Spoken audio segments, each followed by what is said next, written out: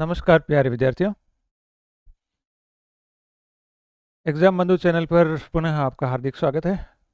I hope you are doing well and I wish you that your hard work will fruitful if you continue at this last moment of revision. प्यारे विद्यार्थियों, do revise again and again. Do not run after other things like new YouTube videos, because these so many channels confuse you. तो मेरा ये है कि आप लोग topic को समझ लें तो फिर एक साइड में रख दीजिएगा, ये मेरा टॉपिक क्लियर है, ताकि आपका कॉन्फिडेंस बूस्ट होता रहे। सिलेबस को बार बार फिरते देखें। लिस्टेड फॉर्म में जो प्रश्न अधीनस्थ बोर्ड वर्तमान में पूछ रहा है, उदाहरण के लिए मैंने आपको कहा संविधान की, जैसे संविधान में राजस्थान से कौन कौन थे, या संविधान में महिलाएं 15 थी, उनके नाम है, तो देखना है। Just do not take too much burden. और क्या कह रहा था, ईश्वर का आप स्मरण करते ही होंगे, अपने इष्ट देव का उठते बैठते। वो आपको श्योरली सफलता दिलवाएगा यदि आपने व्यवस्थित तरीके से, अनुशासित रूप से, समर्पित रूप से मेहनत की है। श्योरली आपको सक्सेस दिलवाएगा। आप सोच रहे होंगे कि हमारे से ज़्यादा बेहतर धुरंधर बैठे हैं, जो आरएएस की तैयारी कर रहे हैं, वो भी आ रहे होंगे, एग्ज़ाम दे रहे हैं, हमारा काम ऐसा कुछ भी नहीं है। और मैं आपको एक सजेस्ट या बात कहना चाहता हूँ कि आपके पास में ये बहुत ही सौभाग्यशाली टाइम पीरियड है कि वर्तमान सरकार इस टाइम भर्तियों के कार्य बहुत ही निष्पक्ष तरीके से और पारदर्शी तरीके से काम करवा रही। आपने आज से 4 साल पहले देखा या नहीं देखा, अनुभव किया या नहीं किया, खुली दुकानें बनी हुई थी पेपरों की। इसमें कोई किसी एक पर्टिकुलर व्यक्ति का या सरकार का इसमें मैं नहीं समझता हूँ, बट एक ऐसा ढर्रा बन गया था। दुरुपयोग करने वाले ही हमारे में से ही कुछ लोग थे। किसी एक को अपन दोषी नहीं ठहरा सकते हैं। तो आई मीन आप इस जो प्योर पारदर्शी पीरियड है ना, इसका आप मेहनती लोग फायदा उठा सकते हैं। कई हमारे प्यारे विद्यार्थी जो ढाणियों से, गांवों से 10वीं 12वीं पढ़े हुए हैं और उन्होंने चतुर्थ श्रेणी का भी का फॉर्म भरा है। Do not lose hope. आशा मत छोड़िए कि हम लोग उनके सामने कहाँ टिक पाएंगे, जो बहुत अच्छी तैयारी कर रहे हैं, सालों से जयपुर में कर रहे हैं, वहाँ कर रहे हैं। ऐसा कुछ भी नहीं है। आज के समय में ऑनलाइन प्लेटफॉर्म पे आप एक ढाणी के अंदर बैठे हुए आराम से पढ़ सकते हो। ठीक है, एक समानता स्थापित हुई है इस ऑनलाइन एजुकेशन के माध्यम से। मैं नहीं कहता हूँ कि केवल मेरा यूट्यूब देखो या आपको जो सही लगे वो यूट्यूब देखो, जो चाहिए सही लगे वो ऑनलाइन कोचिंग का टेस्ट सीरीज ज्वाइन कीजिए। ठीक है, लेकिन आप अपना काम व्यवस्थित कीजिए और अपने आप को है जो झांकोगे, तभी आपको है सफलता मिलेगी। और विश्वास कीजिए, आप अपने आप को उन धुरंधरों के सामने कम मत आंकिएगा। मैंने उदाहरण देखे हैं, कई कम कम पदों पर भर्तियों में सामान्य लड़के निकले हैं, क्योंकि उन्होंने अपनी तैयारी को कंटिन्यू रखा है और ईश्वर पे आशा रखी है, अपने कर्म पर विश्वास रखा है, तो सब कुछ हुआ है। ठीक है, और जो धुरंधर अपने आप को समझते थे, वो उनका पता ही नहीं लगा। तो समय बड़ा बलवान है प्यारे विद्यार्थियों, आपने समझ लिया तो आप अपने आप में 10वीं पढ़े हुए हो चाहे 12वीं पढ़े हुए हो, आप श्योरली अपनी सफलता को श्योरली अर्जित करोगे। सफलता आपके चरण चूमेगी, नो डाउट। समय लग सकता है प्यारे विद्यार्थियों, ज़्यादा भाषण देना मुझे पसंद नहीं है। ठीक है, मेरी सिंपैथी एक सामान्य पृष्ठभूमि के परिवार के बच्चों के प्रति रहती है हमेशा, कि उन बच्चों को हर तरह से हम हाँ सहयोग कर सकें। और स्टार्ट करें सीरीज।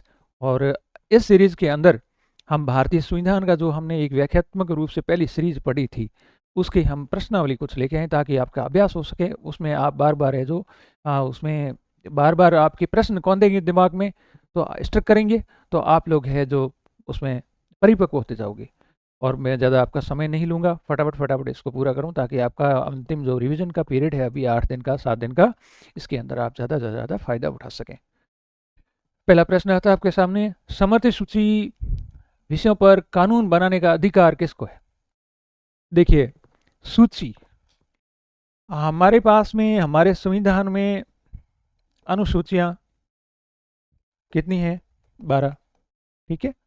उनके नाम भी हमने किए थे। लिस्ट एक हल्की सी आप टेलीग्राम अपने एग्जाम बंधु चैनल की लिस्ट देख लेना, उस 12 सूचियाँ ओनली देखना, आपको रटना नहीं है, जोर नहीं लगना दिमाग के ऊपर, देखना बस 12 सूचियों का नाम पढ़ लिए, थोड़ी देर में कल और देख लेना। जो भी लिस्टेड वाले प्रश्न जो आ रहे हैं, हमारे साथी ने आपके लिए दिन रात जी तोड़ से मेहनत करके आपको ये कंटेंट अवेलेबल करवा रहे हैं। मैं विश्वास दिलाता हूँ कि he is my since long time friend and room partner. So मेरी सफलता जो मैंने जो शिक्षक के बाद में जो आरएएस तक की यात्रा तय करी है, उस बंदे का बहुत बड़ा योगदान रहा है। उन्होंने साइकोलॉजिकल हमें तैयार किया है, कंटेंट उपलब्ध करवाया है। तो मैं ये विश्वास करता हूँ कि आपको भी है क्वालिटी का कंटेंट मिलता होगा यहाँ पे टेलीग्राम चैनल के माध्यम से। आप फेथ कीजिएगा, कोई चीज़ नहीं मिले तो आप मैसेज कर दीजिएगा, आपको उपलब्ध करवा दी जाएगी, नो डाउट। तो अनुसूचियाँ आप रिवीजन करना, उसके अंदर देखते रहें, बार बार देखते रहें। एक समय में याद नहीं होगी, जोर नहीं, आपको पैनिक बिल्कुल नहीं होना है। देखो मेमोरी है, वो भूलने की एक स्वाभाविक है, मानवीय स्वभाव है। मैं उसके बारे में बाद में आपके साथ में व्याख्या करूंगा। अभी अपन टॉपिक पे आते हैं। तो 12 सूचियों में से 7वीं जो अनुसूची जो थी ना, 7th नंबर की, और 8वीं तो थी, आपको मैंने याद करवाया था भाषा, 7वीं थी विषय के बारे में, विषयों के बारे में। संघ सूची का विषय, संघीय सूची, ठीक है, राज्य सूची और समवर्ती सूची, और इसके अलावा होती है अवशिष्ट शक्तियां, ठीक है। तो ये प्रश्न है यहाँ से, समझे। अब इसमें क्या होता है, 7th सूची अनुसूची के अंदर विषय हैं संघीय सूची के, जैसे 161, 52, अभी वर्तमान में कितने हैं, 161 और 52, ठीक है। पहले थे 97 मूल रूप से संविधान में, और 61 के स्थान पे पहले थे 57, ठीक है। और सॉरी ये 66 थे शायद, मैं थोड़ा भूल रहा हूँ यहाँ पे, है ना। ये वर्तमान मूल रूप से 97 में थे, ठीक है। तो हम टॉपिक पे आते हैं, फैक्ट के ऊपर नहीं जाए अपन में भी। समवर्ती सूची का मतलब ये है कि वे विषय जिसमें केंद्र भी है कानून बना सकता है और राज्य भी कानून बना सकता है।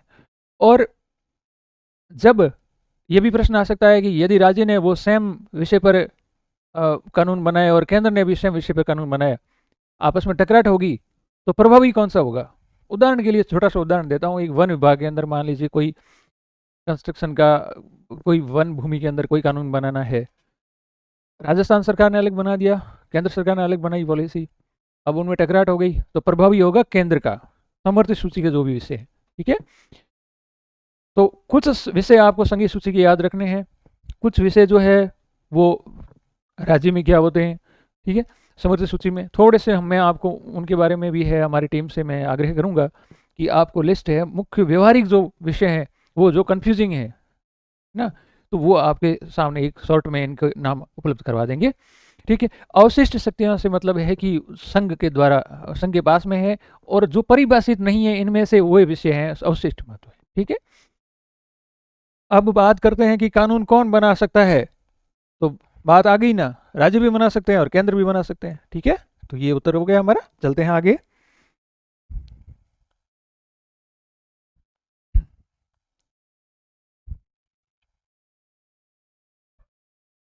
पंचायती राज विषय किस में आता है, आपको पता है, राज्य से ही लेते हैं, हमारे पंचायती राज मंत्री, ठीक है।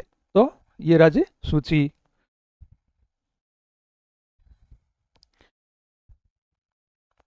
अगला प्रश्न, आप इस दरमियान मुझे ये एक प्रश्न का उत्तर देंगे कि जनगणना जो है अभी वर्तमान में चल रही है, चर्चा में है, और पेपर सेटर के दिमाग में चलती हो कि ये पूछा जाए कि ये किसके अंडर में है, तो आप बताएंगे, ठीक है। कौन सा राज्य सूची में नहीं आता है, देख लो। कृषि, कृषि मंत्री यहाँ है, ठीक है। और सिंचाई, कृषि मंत्री से मतलब कृषि विभाग की जो ये किसके अंडर में आएंगे, सीधा सीधा उधर है, राज्य है, जेल है, सिंचाई है, ठीक है। सुरक्षा का, अर्धसैनिक बल बीएसएफ वगैरह भर्ती करते हैं कि राज्य सरकार। तो व्यवहारिक हमारे को समझने का प्रयास करना है कि इसका व्यवहारिक क्या अर्थ होगा, ठीक है। तो ये हो जाएगा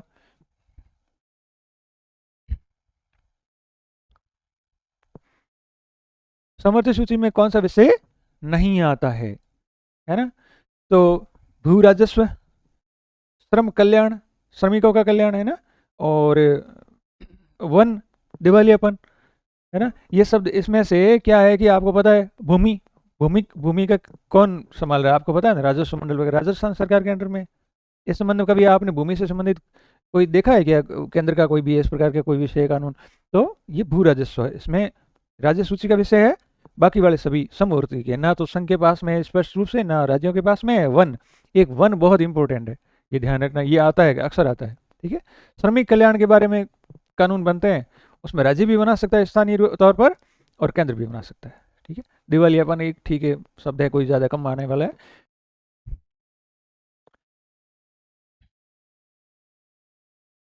भूमि सुधार का विषय, ठीक है। तो भूमि सुधार का विषय, भूमि सुधार का काम भी कौन करेगी? जिस प्रकार से राजस्व संबंधी मामले हैं वो राज्य के पास में है, ठीक है।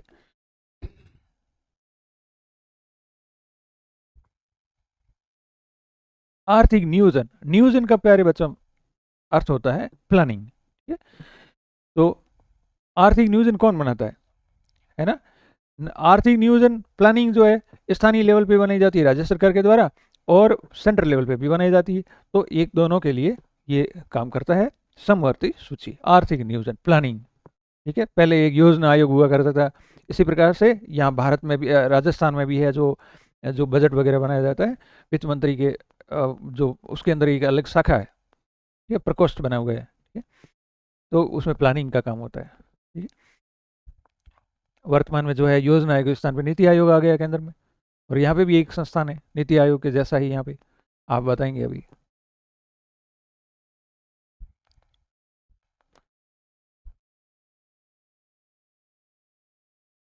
समवर्ती सूची का विषय नहीं है, कई बार जल्दबाजी में नहीं और है, ठीक है। ये मेरी तो बहुत बड़ी कमी रही है प्यारे विद्यार्थियों की, मैं स्किप कर जाता हूँ नहीं और है की गलती जल्दबाजी में, है ना। तो आप इस बात को ध्यान रखें कि कई बार, क्योंकि आपको आता है, आपको अति उत्साह में है, जो ये है या नहीं है का काम गड़बड़ कर देते हैं, ठीक है। तो इसमें कौन सा नहीं आता है? तो देखिए, स्वास्थ्य की बात तो सीधी बात है, हेल्थ अपनी हॉस्पिटल वगैरह कौन चलाती है? राज्य सरकार ही चलाती है ना। तो सीधा सीधा कह गया। फिर कारखाना, जेल समवर्ती में आएगा, और परिवार का नियोजन, आर्थिक नियोजन, परिवार नियोजन मतलब आप जानते ही हैं। और समाचार पत्र जो है, न्यूज़पेपर अखबार वगैरह आते हैं ना, इनको कंट्रोल स्थानीय लेवल पर राज्य सरकार करती है, केंद्र सरकार अपने लेवल पे करती है। तो वो है हेल्थ जो है, मुख्य रूप से हॉस्पिटल का काम है, वो राज्य सरकार ही देखती है। केंद्र सरकार देगी तो फंड देगी। आपने कभी देखा है कि सेंट्रल गवर्नमेंट का यहाँ पे कोई कार्मिक लगा हुआ हो हेल्थ के मामले में? डॉक्टर कोई लगा हुआ है क्या? तो हमें व्यवहारिक रूप से लेना है, ऐसा नहीं है कि आप, इनमें पढ़ने की चीज़ नहीं है। हम यहाँ इसलिए आपको ये अभ्यास ला रहे हैं ताकि आप उसमें परिपक्वता ला सकें और समझ ला सकें। जरूरी नहीं है कि ये आएंगे प्रश्न, लेकिन इस प्रकार के आए हैं तो आप उसकी प्रकृति को समझ करके, हमारी डेली लाइफ की प्रकृति से समझ करके आप अनुमान निकाल सकते हैं कि इसका तो यही होगा। तो ये हो जाएगा।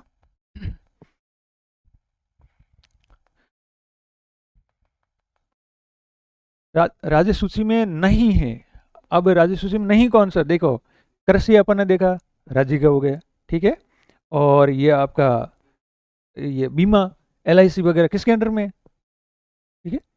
सट्टेबाजी, ये केंद्र का, ये अपना इसका राज्य में आ जाएगा। मत्स्य, मछली पालन का काम है राज्य सरकार करती है। बीमा जो है विशेष एक पर्टिकुलर है, वो अपने केंद्र का है।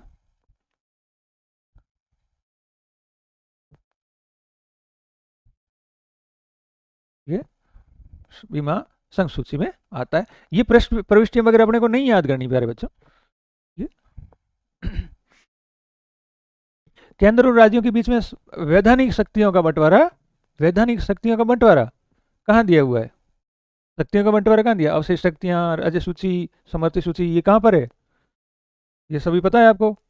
मुझे बताओ। अनुसूची 12 है ना, उसका अपन एक रिवीजन का शॉर्ट करते हैं। अगर 7वीं और 8वीं मैंने बताई थी, 8वीं है भाषा, ठीक है, और 7वीं है शक्तियां। शक्तियां से मतलब है जो कानून बनाने की शक्तियां, जिनको विषय सूची कहते हैं, ठीक है। राज्य सूची, समवर्ती सूची, और 4 सूचियां हैं वैसे तो, संघीय, समवर्ती, राज्य और अवशिष्ट। ठीक है। और भाषाएं कितनी है हमारी, आपको पता है 22। लास्ट में कौन सी जोड़ी गई, 4 भाषाएं जोड़ी गई, बोड, मास, याद रखना है, बोडो, संथाली, मैथिली और, हालांकि नहीं आएगी क्योंकि आपका इतना डीप प्रश्न नहीं आना है, फिर भी लास्ट में 4 भाषाएं जोड़ेगी, बोर्ड मास याद रखना, बोडो, संथाली, डोगरी और मैथिली। ठीक है, थोड़ा सा हल्का याद रखना है, ज़्यादा उसमें डीप नहीं जाना है अपने को। तो ये हो गई 5वीं और 6ठी अनुसूची। आपको बताई थी कि ये SC ST के लिए, SC ST एरियाज है ना, जैसे 212 वगैरह आपके भर्ती के अंदर हुआ, उनकी भर्ती अलग होती है, तो ये SC ST हो गए। अब छठी अनुसूची क्या है, अमे त्रिमी 4 राज्यों का प्रशासन जो चलाया जाता है इसके तहत चलाया जाता है। ठीक है, अमे त्रिमी राज्य असम, मे मतलब मेघालय, त्रि मतलब त्रिपुरा, मी मतलब मिजोरम। ठीक है, 4 राज्य हो गए। अब तीसरी और चौथी क्या है, तीसरी और चौथी देखो, राज्यसभा के लिए जो सीटों का बंटवारा है ना, कि किस राज्य में, राजस्थान में राज्यसभा की सीटें कितनी होगी, उत्तर प्रदेश में कितनी, वो इसमें अनुसूची में दिया हुआ है। दूसरी और तीसरी में क्या दिया हुआ है अनुसूची में, दूसरी में दिया हुआ है वेतन और भत्ते इनके, राष्ट्रपति के, इनके राज्यपाल के, इन पदों के संवैधानिक पद जो हैं। ठीक है, और तीसरी में शपथ, शपथ शब्द है ना, जो शपथ का प्रारूप है, शपथ लेते हैं, अभी परसों कल है जो हमारे उपराष्ट्रपति जी ने जो शपथ ली है, वो किसके के तहत, किस में प्रारूप दिया गया है, अनुच्छेद इसमें 3 में, कोई भी जो निर्वाचन से संबंधित है। ठीक है, इस प्रकार से हो गए। 9वीं में क्या है, अरे सबसे पहली में क्या है, पहली के अंदर है ये राज्यों के नाम, सीमा, कितनी सीमा होगी राजस्थान की, वो सब इसमें पहली में दिया हुआ है। अनुच्छेद पहले के अंदर, अनुच्छेद पहले में दिया हुआ है भारत और इंडिया, 2 शब्द दिए हुए हैं, ये अनुसूची है। ठीक है, अनुसूची का मतलब होता है जो किसी फॉर्म के साथ में अटैच लिस्टें होती है, ये लिस्टें हैं। ठीक है, तो ये हो गए आपके 12 में। 8 तो हो गई। 9वीं और 10वीं, 9वीं के अंदर जो ऐसे कानून उसमें डाल दिए जाते हैं जिनको जनरली सामान्यतः न्यायपालिका द्वारा हस्तक्षेप नहीं किया जा सके, सरकार बना देती है। ठीक है, वो 10वीं में दल बदल, दल बदल मतलब कोई निर्दलीय चुनाव लड़ा था और फिर किसी भी पार्टी में आ गया, या किसी पार्टी में था दूसरी पार्टी में चला गया, तो उसके लिए कानून बना हुआ है 10वीं अनुसूची में। ठीक है, दल बदल। और 11वीं और 12वीं पंचायत और नगर पालिका, ऐसे याद रखना है, 2-2 के साथ में जोड़े में याद रखो आप। ठीक है, पहले को अलग कर दो अनुसूची को, फिर दूसरी तीसरी नेताओं के बारे में पहले में तो वेतन दे दो और बाद में शपथ दिला दो।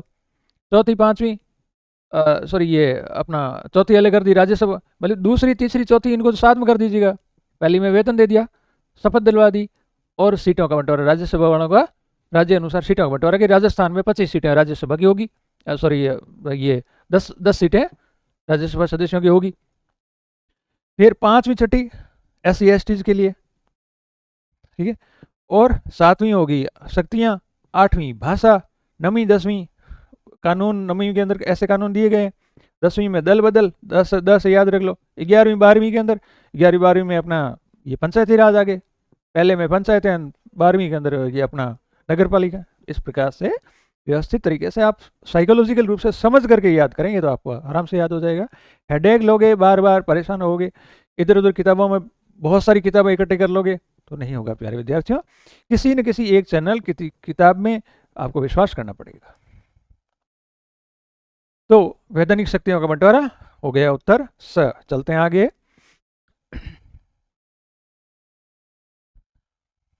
शिक्षा का विषय, शिक्षा किसमें नहीं बताऊंगा, आप स्वयं करेंगे।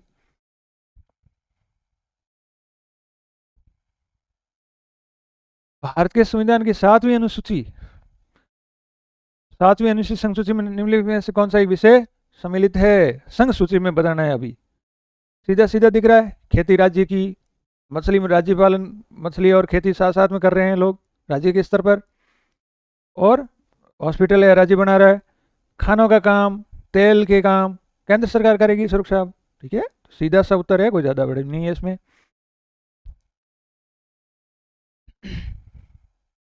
वर्तमान में कुल कितनी अनुसूचियां हैं, बहुत गजब डीप प्रश्न आ गया भाई साहब, आप ही बताएंगे, मुझे नहीं आ रहा है। संविधान की अनुसूचियों में कौन सी एक राज्य के नामों की सूची और उसके राज्य क्षेत्रों का ब्यौरा देती है। राज्यों के नाम और उनके क्षेत्र, अभी हमें अनुसूची अभी हमने किया था, पहली ही अनुसूची राज्य के क्षेत्रों के नाम, उनकी सीमा दे रखी है, सब कुछ अनुसूची पहली में। ठीक है।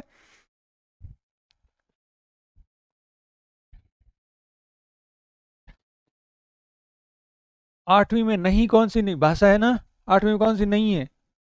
ठीक है, तो इसमें नेपाल वाली अपन क्यों शामिल करेंगे। ठीक है, एक अंग्रेजी भी नहीं है हमारी, प्रश्न वो आने की संभावना ज्यादा है।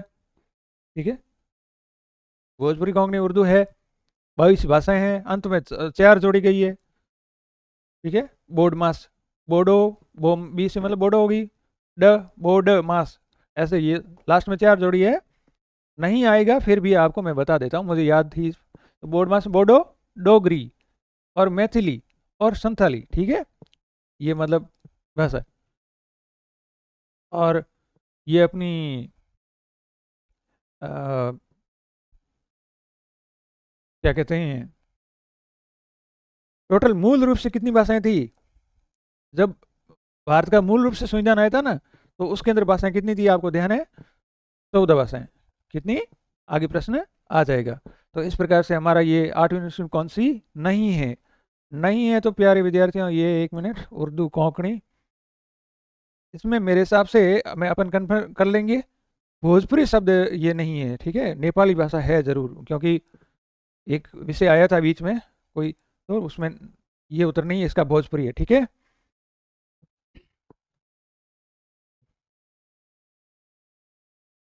आगे चलते हैं। हाँ, ये क्लियर भी हो गया यहाँ पे, तो इस प्रकार से। ठीक है, हाँ, मूल संरचना में भारतीय संविधान विभक्त है। ठीक है, विभक्त है, सॉरी, मूल संरचना भारतीय संविधान विभक्त है, कितने भागों में, कितने भागों में है। मूल रूप से तो 20 भाग है, अब मूल रूप से सॉरी 22 भाग है।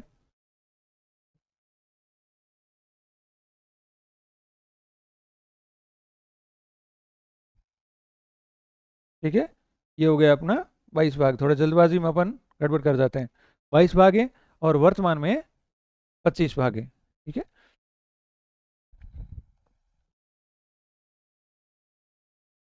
25। ठीक है, और वर्तमान में आपके ये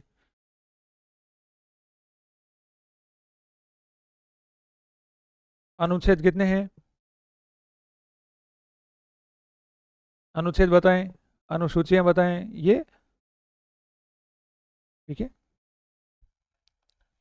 इनको आप कमेंट के माध्यम से बताएं। ठीक है, केवल आपको संख्या लिखनी है क्रम वाइज।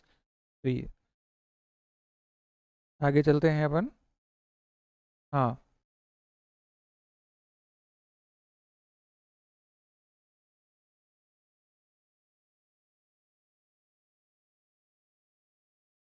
कौन सी भाषा संविधान सूची में शामिल नहीं है, ये आ गया, वापस आ गया। ठीक है, तो अंग्रेजी नहीं है, अंग्रेजी वाली अपन ने बात करी थी ना, वो।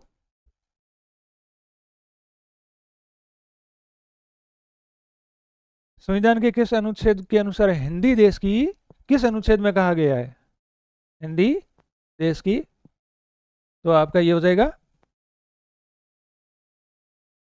245, 43, 343।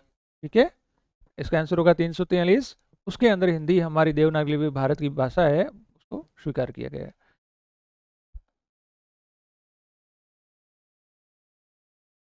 कितनी भाषाएं, सामान्य प्रश्न है, ये लिस्ट है, हल्का सा नहीं आएगा, हल्का हल्का एक बार हो सके नजर डाल देना, विशेष है जो इनको ध्यान रखना, ये जो बाहर की भाषा है इसलिए ये पूछा गया था। है ना, बाकी आगे तो सब सिंपल है, संस्कृत तो होनी ही है, सिंधी भाषा ये भी है, एक ध्यान रख लेना, बाकी रेडी है। दल बदल, दल बदल कौन सी अनुसूची में, अभी अभी अपन ने बात करी थी, 10वीं दल बदल। ठीक है, सर हो गया।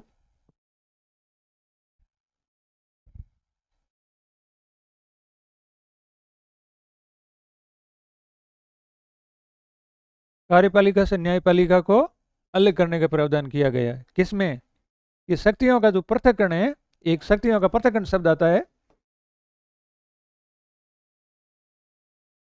एक सिद्धांत है, ठीक है, राजनीति में शक्तियों का पृथक्करण, अर्थात जो 3 प्रकार की हमारी शासन की प्रणाली है, जैसे कार्यपालिका, न्यायपालिका और व्यवस्थापिका, तो वो स्वतंत्र रूप से है, अपने अपने कार्य क्षेत्र में काम करेगी। कोई भी है जो इकाई है, किसी के कार्य क्षेत्र में हस्तक्षेप नहीं करेगी। यद्यपि न्यायपालिका तो देखो, उसका काम उनका अवलोकन करना है, वो संवैधानिक का अगर प्रावधानों का कोई पालन नहीं करती है संस्था, तो वो निर्देश देगी, लेकिन उसकी अपनी एक सीमा है। ऐसा नहीं है कि प्रतिदिन के कार्यों के अंदर न्यायपालिका भी हस्तक्षेप कर देती है। तो इसको कहते हैं शक्तियों का पृथक्करण। जो भी शक्तियां हैं, जो इकाइयां हैं शासन की, वो बिल्कुल अपने अपने कार्य क्षेत्र में काम करेगी, इसको शक्ति पृथक्करण कहते हैं। इस प्रकार से कार्यपालिका से न्यायपालिका को अलग करने का प्रावधान हमारा संविधान कहां पर कह रहा है? तो वो बात कह रहा है अनुच्छेद 50 में, ठीक है।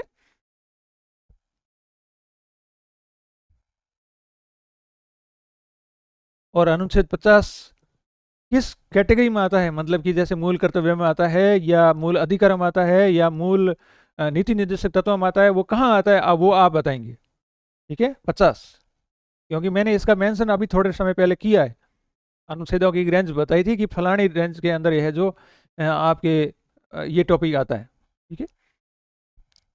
हिंदी भाषा के विकास हेतु निर्देश किस अनुच्छेद के अंतर्गत निर्देश दिए गए हैं?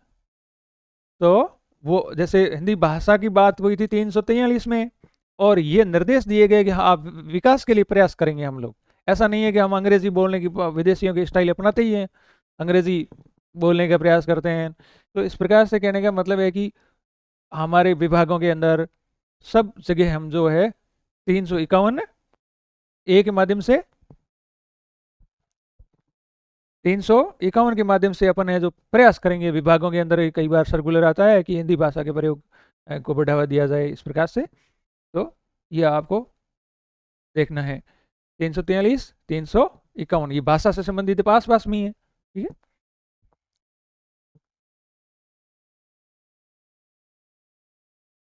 भारतीय संविधान के अंदर दल परिवर्तन के आधार पर निरअर्हता, निरअर्हता मतलब ये आपके संधि का शब्द भी है, ठीक है। आपके सिलेबस में है ना, अहर्ता, अहर्ता मतलब योग्यता, ठीक है ना। अगर अयोग्य कैसे ठहराया जाता है, तो वो कहाँ पे प्रावधान किया गया? दल बदल की बात कहाँ हुई है, कौन सी अनुसूची में है? अभी अपन ने पहले बात करी दल बदल 10वीं, ठीक है। और ये 10वीं अनुसूची जोड़ी बाद में है, ये मतलब 52वें संविधान संशोधन के द्वारा ये जोड़ी गई 1985 में। नहीं आएगा, आपको ज़्यादा डीप नहीं जाना, मैं आपको तथ्यों में नहीं उलझाना चाहता हूँ, बेसिक बातें आपको करनी चाहिए। फिर भी 52वां संविधान, जैसे 42वां संविधान संशोधन किसके बारे में था? प्रस्तावना के बारे में था, है ना। 52वां संशोधन किसके बारे में है? इस 10वीं अनुसूची के बारे में। ये आया था 1976 में, और ये आया था 1985 में, ठीक है। इसी प्रकार से ये आपके आगे बहुत इंपॉर्टेंट संविधान संशोधन कुछ कुछ इंपॉर्टेंट है, फेमस है ना। जैसे आपका ये 73वां, ठीक है, और 74वां संविधान संशोधन है 1992 में। इसके द्वारा 73वें के द्वारा तो पंचायतों के प्रावधान किए गए, और ये आपकी जोड़ी गई अनुसूची। और 74वें के द्वारा नगर पालिकाओं के प्रावधान किए गए, एक्ट आए, समझ गए, 1993 में। और ये लागू हुए आपके पूरे देश के अंदर। ये संविधान जो पंचायती राज अधिनियम था ना, वो 24 अप्रैल 1993 के अंदर पूरे देश में लागू हुआ था। और इस आधार पे है पंचायती राज दिवस मनाया जाता है 24 अप्रैल को। ये आपको ध्यान रखना है, पूछ सकते हैं, क्योंकि पंचायती राज आपके टॉपिक है। पंचायती राज दिवस मनाया जाता है 24 अप्रैल, अप्रैल महीने के अंदर, 24 अप्रैल को, ठीक है। संविधान दिवस हमने बताया, वो कब मनाते हैं वो वापस रिमाइंड करो आप। चलते हैं आगे।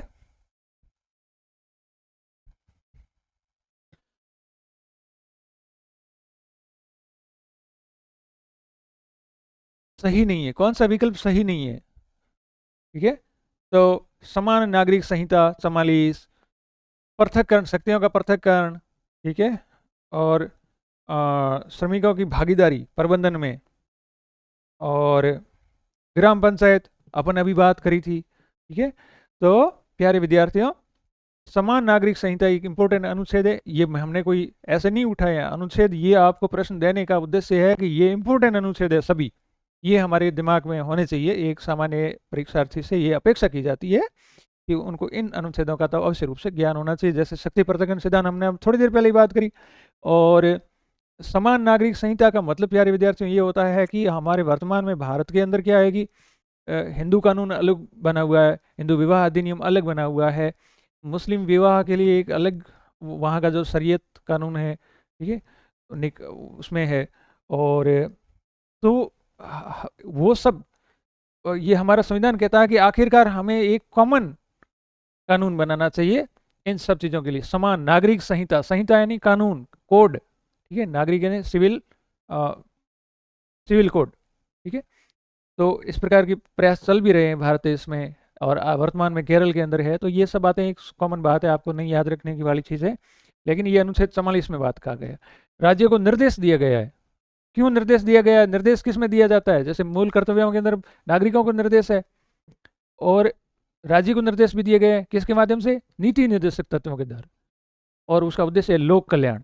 और तो नीति निर्देशक तत्व कहाँ से कहाँ तक है? 36 से आपके ये 51 तक, ठीक है। और 12 से लेकर के 35 तक मूल अधिकार है। अनुच्छेद 12 से 35 मूल अधिकार है, और 36 से 51 आपके नीति निर्देशक तत्व हैं। फिर आगे 51 का के अंदर बाद में जोड़े गए हैं। तो ये आपका ये जो ये मूल कर्तव्य है 11, तो ये आपको याद रखने हैं, मुख्य अनुच्छेद है, इंपोर्टेंट। अब तो अभी अभी हमने 50 वाली बात करी थी कि राज्य है जो हमेशा शक्ति पृथक्करण का ध्यान रखेगी, तो वो निर्देश है एक तरह से। 40 के अंदर भी इसमें था कि राज्य है स्थानीय शासन के लिए प्रयास करेगा, जो भी उसके पास में कानून बनाने के विषय हैं वो पंचायती राज को, नगर पालिकाओं को भी हस्तांतरित करेंगे, ताकि वो अपने स्थानीय लेवल पे भी कानून बनाने में सक्षम हो। इस आधार पर तो पंचायती राज के पास में 29 विषय हैं और 18 विषय नगर पालिका के पास में। तो ये अपने को बेसिक है, ये सब बेसिक है, ध्यान रखना है। पुनः मैं रिविजन करवाता हूँ। 12 से 35 अनुच्छेद किसके लिए है? मूल अधिकार, ठीक है। और 36 से 51 नीति निर्देशक तत्व, 51 का मूल कर्तव्य, याद रखिएगा, ठीक है। तो इस प्रकार से हमारा उत्तर हो गया ये 42 ए, ये गलत है, ठीक है। श्रमिकों की भागीदारी के प्रावधान तो नीति निर्देशक तत्व में कहा गया है, लेकिन वो इसमें नहीं है, ये बाकी वाले सही है। अच्छा, इंपॉर्टेंट प्रश्न है,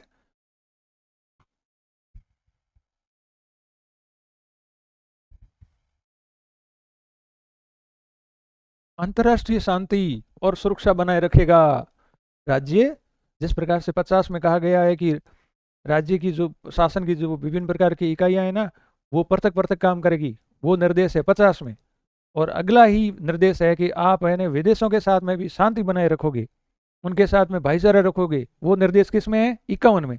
36 से 51 वाले जो नीति निर्देशक तत्व है ना, नीति निर्देशक तत्व, जो शब्द खुद ही कह रहे हैं, तो समझने की कोशिश करो। निर्देशक तत्व, नीति यानी योजना, निर्देश देते हैं, आज्ञा देते हैं तत्व, वो कौन से तत्व हैं?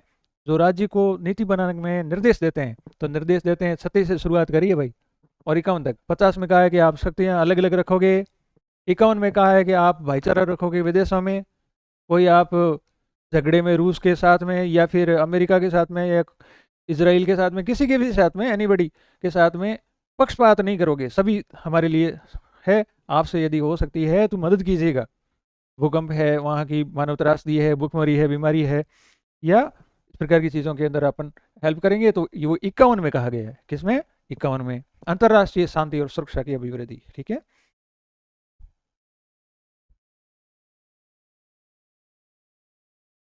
ग्यारहवीं अनुसूची में क्या है भाई? कितने विषय हैं? अभी अपन बात करी। 11वीं अनुसूची किसके लिए है? अनुसूचियां अभी 12 पढ़ी, उसमें से 11वीं अनुसूची आपकी पंचायत, 12वीं अनुसूची है वो नगर पालिका। 11वीं में विषय है 29, नगर पालिका में विषय 18। तो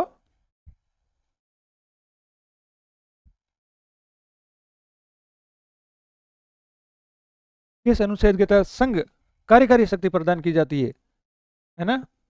संघ की कार्यकारी शक्ति किस अनुच्छेद के तहत संघीय कार्यकारी शक्ति प्रदान संघ की कार्य, ये कोई, हाँ राज्यपाल, जो राज्यपाल ये राष्ट्रपति के बारे में है, ये कोई इंपॉर्टेंट प्रश्न नहीं है, मैं आपको उलझन में नहीं डालना चाहता हूँ, हालांकि इसका उत्तर तो ये 53 है।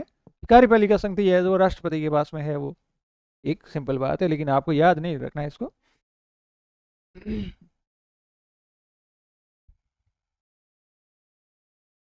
मूल अधिकार में से किस भाग में प्रदान किए गए हैं, किस भाग में है भाई? जैसे देखो, भाग आपको पता है हमारे मूल भाग कितने हैं, मूल भाग तो 20 थे संविधान में पहले, बाद में हो गए, सॉरी भाग हो गए, पहले 22 थे और फिर बाद में 25 हो गए। तो देखना, पहले भाग के अंदर अनुच्छेद 1 से लेकर के 4 तक है अनुच्छेद, इधर भाग है, भाग मतलब कि अध्याय पाठ हो गया, ठीक है। ये मान लो एक किताब है, उसके अंदर एक पाठ हो गया, पाठों के अंदर जो अंदर टॉपिक होते हैं ना, वो मान लो आप ये अनुच्छेदों को, ठीक है। दो, फिर 3 नंबर भाग है, ये आता है 3 नंबर भाग जो है हमारा मूल अधिकारों का, और मूल अधिकारों में आपको पता है, अभी बताया अनुच्छेद 12 से 35, फिर अनुच्छेद 4, ये भाग संख्या 4, भाग संख्या 4 चौथे पाठ में क्या है, नीति निर्देशक तत्व है, और फिर 4 का जोड़ा, वो है ये नीति निर्देशक तत्व क्या है, जिनको इंग्लिश में कहते हैं डीपीएसपी शॉर्ट के अंदर। तो आपके 36 से 51 ये हो गया, ज़्यादा कंफ्यूज नहीं होना है, बहुत समझ की बात इसलिए कह रहा हूँ मैं आपको, ठीक है। तो डीपीएसपी जो है 36 51, फिर ये 51 का, इसके अंदर मूल कर्तव्य है 11, अपने लास्ट में 11वां जोड़ा गया है, ठीक है। और लास्ट में 11वां थोड़ा सा याद रखने लायक है कि जो छोटे बच्चे हैं, तो हालांकि क्योंकि ये एक मूल अधिकार है, इस आधार पे कि जो बालक हैं, बालकों को 6 से 14 साल के बच्चों को विद्यालय भेजना माता पिता का कर्तव्य है, ये 11वां लास्ट में जोड़ा गया था, ये ध्यान रखना है आपको। तो इस प्रकार से ये आपके हो गए 5 से 11, ये नागरिकता के मामले में है दूसरा भाग जो है, ठीक है? और पहला जो है राज्य के संबंध में, राज्य का क्षेत्र क्या है, नाम क्या है भारत का, प्रकार से। तो ये बात हुई। तो मूल अधिकारों का भाग कौन सा है भैया, भाग 3।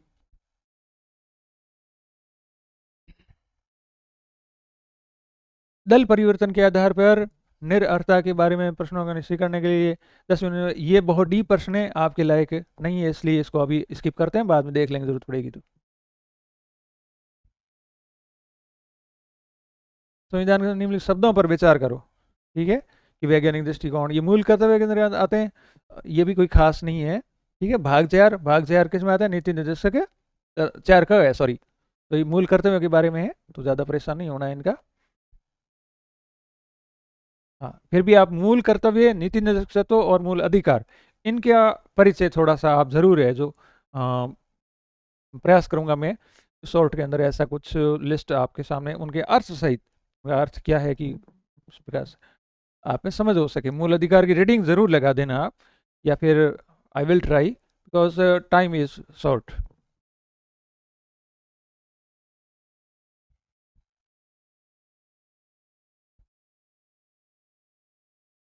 अनुच्छेद 22, पहली बार निवारक निरोध कब अधिनियम किया गया, ये कोई बड़ा प्रश्न नहीं है खास, इसको भी स्किप करते हैं।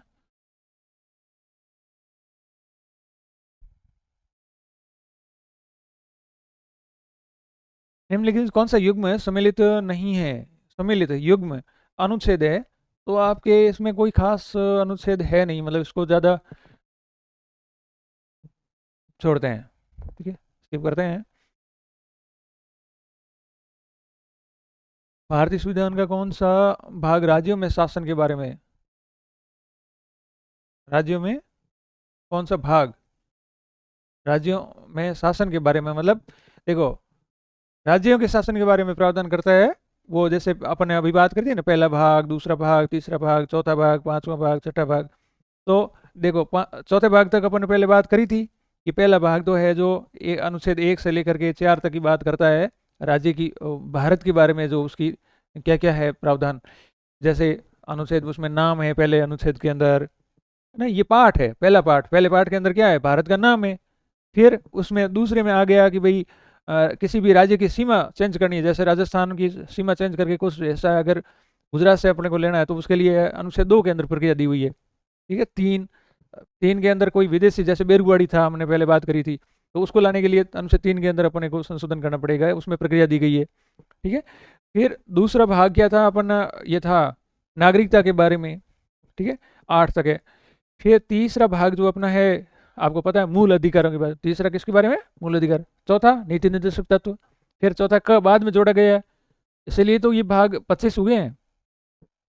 तो अपने 4 क के अंदर मूल कर्तव्य, 4 में नीति निर्देशक तत्व, तो ये कंटिन्यू चल रहा है, मूल अधिकार, नीति निर्देशक तत्व और मूल कर्तव्य। मूल अधिकार, नीति निर्देशक तत्व और मूल कर्तव्य। ठीक है, कंटिन्यू है। फिर 5 नंबर पे है अपना संघीय शासन, मतलब केंद्र का शासन, केंद्र का शासन कैसे चलेगा। फिर 6 के अंदर है राज्य कैसे शासन करेगा, उसके अनुच्छेद दे रखे हैं। ठीक है, और संघीय शासन कैसे, मतलब राष्ट्रपति, उसमें जो अनुच्छेद है राष्ट्रपति वाले, संसद के, वो सब यहाँ पे है। ठीक है, उसके बाद में 6ठा जो भाग है वो राज्यों के शासन के बारे में, जैसे राज्यपाल हुआ, मुख्यमंत्री है, सब ये इसके बारे में, 6ठे भाग। तो थोड़ा सा अपने को भाग के इनके परिचय भी करने। ठीक है,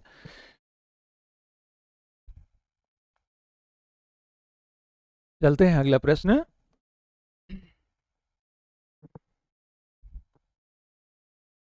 भारतीय संविधान की कौन सी अनुसूची जो है नगर पालिकाओं के बारे में है? नहीं बताऊंगा, आप खुद प्रयास करें।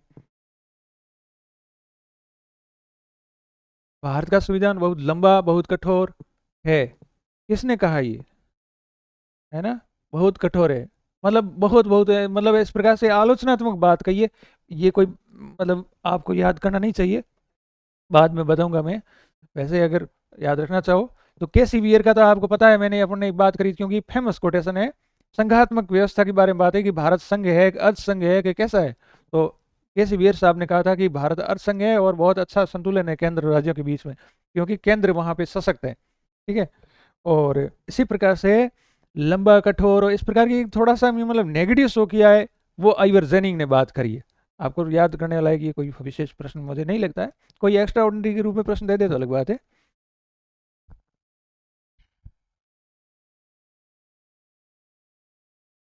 ये अनुच्छेद है, आप पढ़ सकते हैं, पीडीएफ दे देंगे, इसमें कोई समझने वाली बात नहीं है लगी मुझे। हाँ, एक इसमें 75(3) जो है केंद्र के अंदर, मंत्रिपरिषद लोकसभा के प्रति सामूहिक रूप से उत्तरदायी होगी। मंत्रिपरिषद लोकसभा के प्रति 75(3) में दिया गया है। तो देखिएगा, सामूहिक उत्तरदायित्व से मतलब है कि यदि व्यवस्थापिका के कुछ मेंबर अविश्वास प्रस्ताव ले आए और अगर वो अविश्वास प्रस्ताव वोटिंग के दौरान अगर पास हो गया 2/3 बहुमत से, तो सरकार को क्या है, जाना पड़ेगा, त्यागपत्र देना पड़ेगा, नहीं तो उसको भंग कर दिया जाएगा। तो इसको सामूहिक उत्तरदायित्व कहते हैं। पूरी मंत्रिपरिषद, पूरी सरकार भंग होगी। ठीक है, एक मंत्री के खिलाफ यदि अविश्वास प्रस्ताव लाया जाता है, अविश्वास प्रस्ताव एक मंत्री के विरुद्ध भी लाया जा सकता है, पूरी मंत्रिपरिषद, यदि एक के लाया तो भी है, सामूहिक रूप से का मतलब ये हुआ कि पूरी सरकार जाएगी। ठीक है, तो ये 75(3) के अंदर है, याद रहे तो अच्छी बात है, परेशान होने की आवश्यकता नहीं है।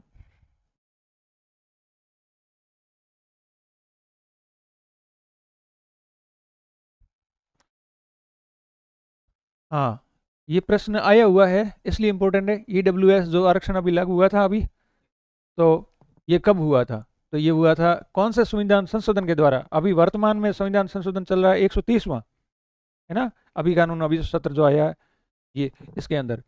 तो इस प्रकार से ईडब्ल्यूएस आरक्षण लागू हुआ था संविधान संशोधन 103 के द्वारा। ठीक है,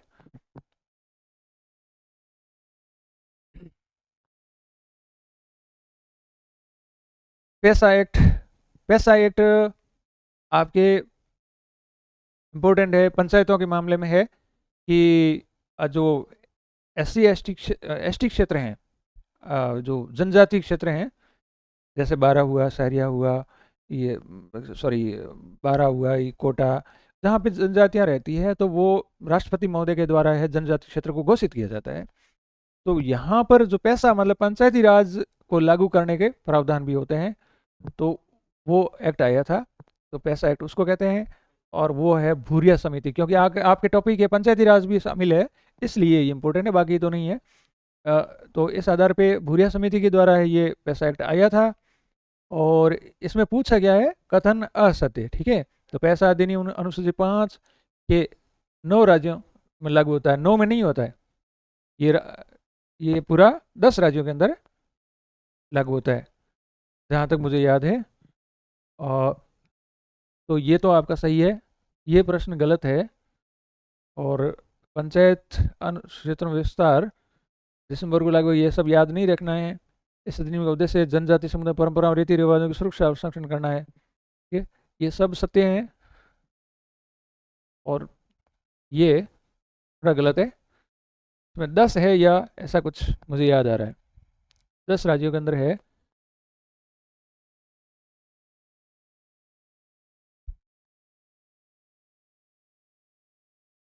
निम्न में से कौन सा कथन गलत है? तो ये डीप प्रश्न है प्यारे विद्यार्थियों, नहीं पढ़ना है अपने को।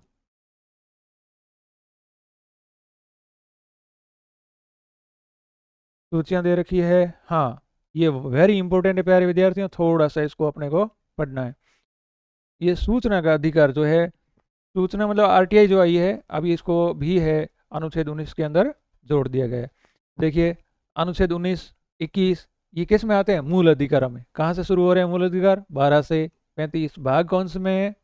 भाग से मतलब आप एक याद रखने के लिए अध्याय मान लो कि कौन से अध्याय में? तीसरे अध्याय के अंदर, संविधान का तीसरा अध्याय है, उसके अंदर इतने अनुच्छेद दिए 12 से 35, और तीसरे अध्याय का नाम है मूल अधिकार, ठीक है।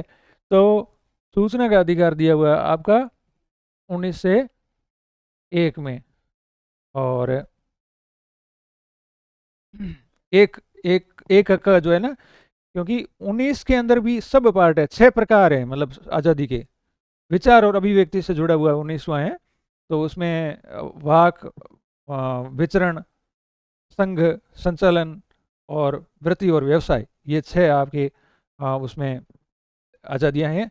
तो 19 एक का जोड़ दिया, क को मान लिया एक, फिर ख या ABCD इंग्लिश के अंदर मान सकते हैं। तो ज़्यादा आपको डीप नहीं जाना है, बट ये 6 आज़ादी है, 19 अनुच्छेद 19 है, उसमें जुड़ी हुई है, सूचना से जुड़ी हुई है, ठीक है। ज़्यादा डीप नहीं जाना है आपको। निवास का अधिकार, शिक्षा का अधिकार, पुरुष और महिला दोनों के लिए समान काम के लिए समान वेतन, ये 39 के अंदर है, ठीक है, ये इंपॉर्टेंट है आपका।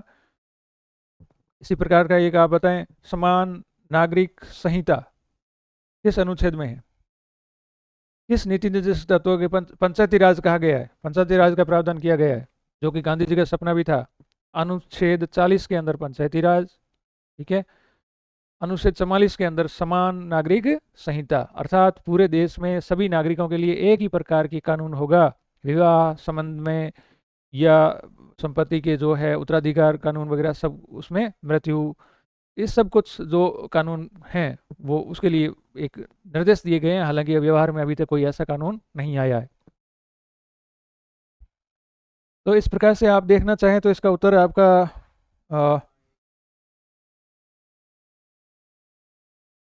स होना चाहिए, ठीक है। डीप में मत जाओ, समय बचाओ।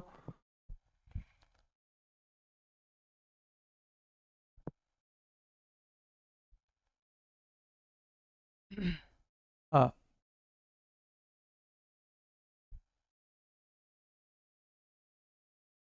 ये जरूर ध्यान रखना, सूचना का अधिकार अधिनियम कब आया था? 2005 में आया था। तो इसको जोड़ा कहाँ गया है? मतलब एज ए मूल अधिकार दे दिया गया है। मूल अधिकार किस अनुच्छेद में दिया है? वो दिया है 19 में, ये तो ध्यान रखना है। और ये भी पूछ सकते हैं कि 19 अनुच्छेद 19 के अंदर कितने प्रकार की स्वतंत्रता है? तो 6 प्रकार की स्वतंत्रता है। तो मैंने आपको ऐसे वह से याद करवाया, विचार, व्यक्ति, संघ, संचालन, विचरण, वृत्ति, निवास। तो वृत्तिवास, निवास का, बोलने का, संघ बनाने का, संचालन का, ये सब 6 प्रकार की आज़ादियाँ 19 के अंदर है। 21 के अंदर है जीने की स्वतंत्रता, ठीक है। तो ये इंपॉर्टेंट है, अनुच्छेद 21 बहुत ही इंपॉर्टेंट है, जीवन जीने की आज़ादी है 21 के अंदर। और इसके 21 के अंदर बहुत सारे प्रकार के, जैसे शांतिपूर्ण निवास का मूल अधिकार है, हमें एक भोजन प्राप्त करने का अधिकार है, उसके अंदर ही हमें मृत्यु का जो विधिवत सम्मानपूर्ण मृत्यु का उसमें प्रावधान है, वो हमारे मूल अधिकार के हिस्से हैं। और हमेशा दिन प्रतिदिन जो भी है मामले न्यायालय में जाते हैं, वो अनुच्छेद 21 के तहत एक प्रकार से संविधान का इसका स्वतंत्रता का हिस्सा बन जाते हैं अनुच्छेद 21 का। अभी जो शिक्षा का अधिकार जोड़ा गया है वो भी 21 के अंदर आपके जोड़ा है, अर्थात एक 6 से 14 साल के जो बालक हैं उनको निःशुल्क शिक्षा प्राप्त करने का बालकों का अधिकार है। उधर कर्तव्य में जोड़ दिया गया, 11वां कर्तव्य जोड़ दिया माता पिता के लिए कि आप बच्चों को भेजोगे, ये आपका कर्तव्य है। इधर मूल अधिकार बच्चे को दे दिया कि आपको शिक्षा निःशुल्क शिक्षा प्राप्त करने की अधिकार है 6 से 14 वर्ष में। ठीक है, नीति निर्देश तत्व में भी शिक्षा का अधिकार वो शिक्षा का प्रावधान जोड़ दिया कि राज्य है बच्चों के लिए, इतनी साल की उम्र के बच्चों के लिए निःशुल्क शिक्षा का प्रावधान करेगा। इस प्रकार से आगे चलते हैं। संविधान किस अनुसूची में राज्यसभा की सीटों का किया गया? तो अभी हमने चर्चा करी कि 12 अनुसूचियां पड़ी थी, उसमें से चौथे नंबर वाली अनुसूची जो थी राज्यसभा में सीटों का बंटवारा करती है। राजस्थान में राज्यसभा की सीटें कितनी है बताना।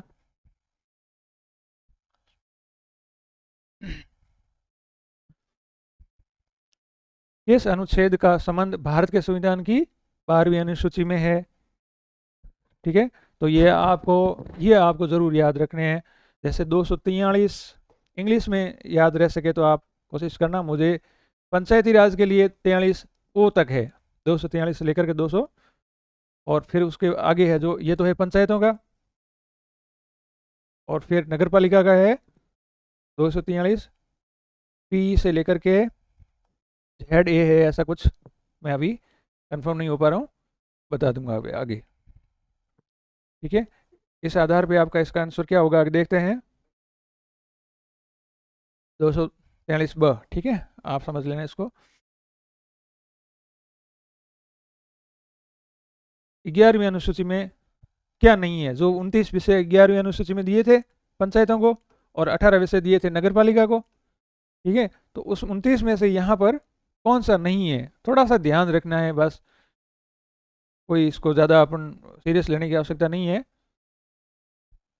तो लघु उद्योग भी हमारे गांवों के अंदर पंचायतों के अंदर होते हैं, ये ध्यान रखना है। पशुपालन भी होते हैं, बाजार मेले। ये कांजी हाउस को ये अजीब सी जोड़ दिया वर्ड, तो जनरली हमें यहाँ पे गैस ही कर सकते हैं।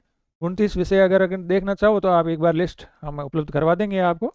आपको हल्के से एक व्यवहारिक आधार पे नज़र डालनी कि उसमें से कोई ऐसा अजीब सा जो दैनिक जीवन में हम पंचायत से काम करवाते हैं वो उसमें शामिल है बस।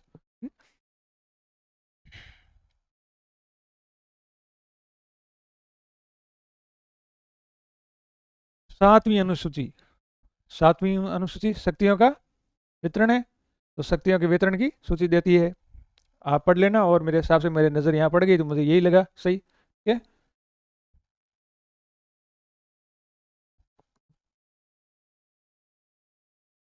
चौहत्तरवां संविधान संशोधन। देखो अपन ने 42वां संविधान याद किया था, फिर अपन ने 52वां किया था, फिर अपन ने 73वां और 74वां संविधान संशोधन किया। ये संविधान संशोधन काफ़ी कई इंपॉर्टेंट है, आ सकता है एक आध आपके आ सकता है, ज़्यादा डीप तो नहीं जाना चाहिए आपको। 42वां तो था आपके प्रस्तावना अंतिम शब्द जोड़े, 52वां था 10वीं अनुसूची जोड़ी गई। ठीक है, दल बदल का जिसमें प्रावधान है 1985 में। 73वां और 74वां 1993 में जोड़े गए, पंचायती राज और नगर पालिकाओं को जोड़ा। तो ये 4 संविधान संशोधन आपको याद रखने हैं। अभी हम हाल ही में जस्ट अभी इससे पहले है ना अपन ने ये याद किया था EWS आरक्षण का 103वां। ठीक है, वर्तमान में हम 130वें संविधान संशोधन में संसद में बात चल रही है, तो ये सब थोड़ा सा व्यवहारिक ध्यान रखना है। Do not go run after many questions and संशोधन। जो चर्चा में है व्यवहारिक आपसे अपेक्षित है आपके लेवल के अनुसार वही पूछे जाएंगे। तो जो 74वां संविधान संशोधन है वो अनिवार्य आरक्षण का प्रावधान करता है, किसके लिए करता है ये बताओ आप, तो है ना। 74वां संविधान संशोधन तो इसमें आपका महिलाएं, पिछड़े वर्ग और SC ST, तो 74वां संविधान संशोधन आपका OBC का तो लेटर आया था, 104 नंबर आया था। ये 3 है जो आपके 74वां संविधान संशोधन में आए थे। तो देख लो कौन सा आंसर होगा हिसाब से ऐसा। ठीक है, कौन सी अनुसूची दल बदल विरोधी कानून, नहीं बताऊंगा आप खुद करेंगे। ठीक है, परिवार कल्याण, परिवार कल्याण किसका है? पहले अपन ने चर्चा की है, किसका विषय है? परिवार नियोजन। वो परिवार नियोजन जो था किस अनुसूची में जोड़ा गया है? पंचायती राज के अंदर। ठीक है, ज्यादा डीप जा रहे हैं अपन तो आप इसको स्किप कर सकते हैं।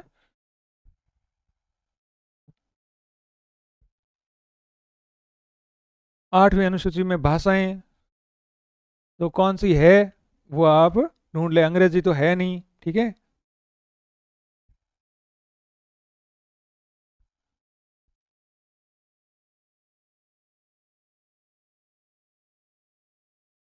संघीय सूची का हिस्सा कौन है?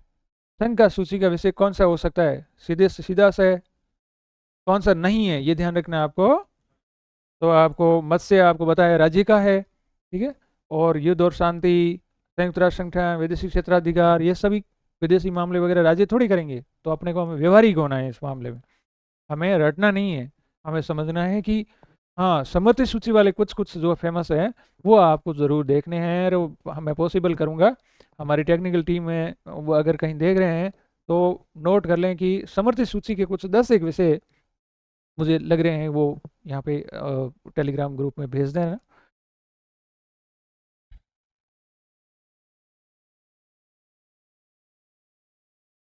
मूल अधिकारों की सूची से हटा दिया गया है, संपत्ति का अधिकार हटा दिया। बहुत ही इंपॉर्टेंट, वेरी इंपॉर्टेंट प्रश्न है प्यारे विद्यार्थी, मूल अधिकार से जुड़ा हुआ।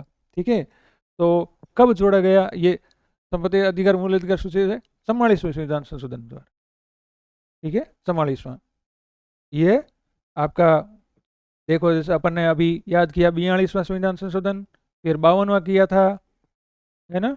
और 52वां किसके बारे में था? दल बदल, 10वीं अनुसूची, और फिर उसके बाद में याद किया था आपका 73वां और 74वां, याद रह जाएगा। 1993 में पंचायत और नगर पालिकाएं, बार बार रिवीजन कीजिएगा। ठीक है, 42वां प्रस्तावना में 3 शब्द 1976 में।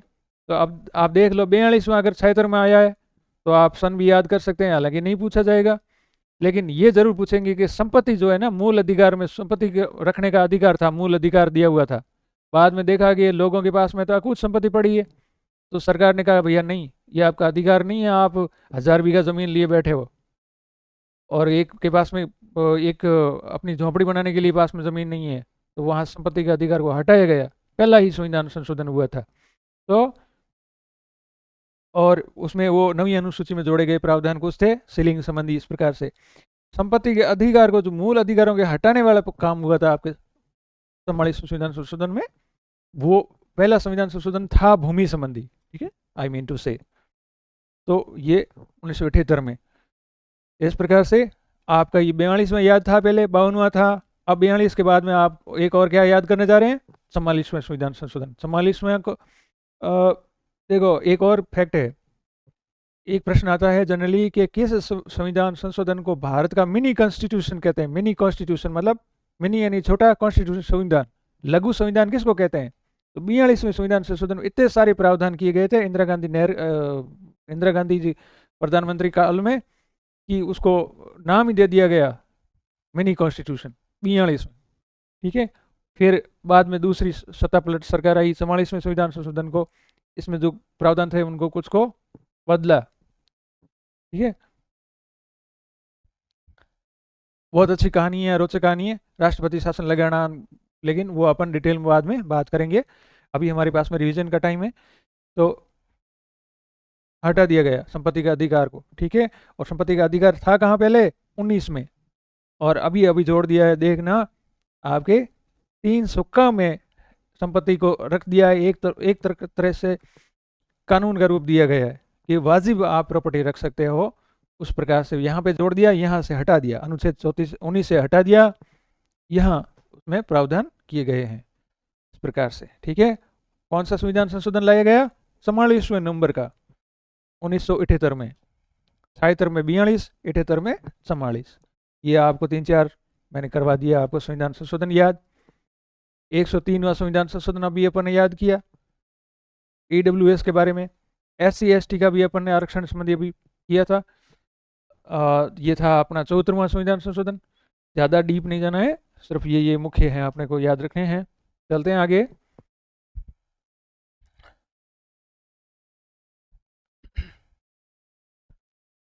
42वां हो गया।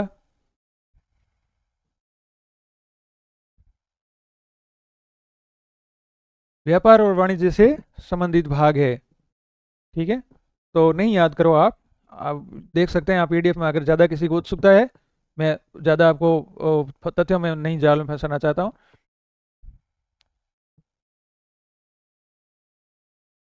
42 संविधान की प्रस्तावना में निम्न शब्द जोड़े गए, आप खुद बताएं।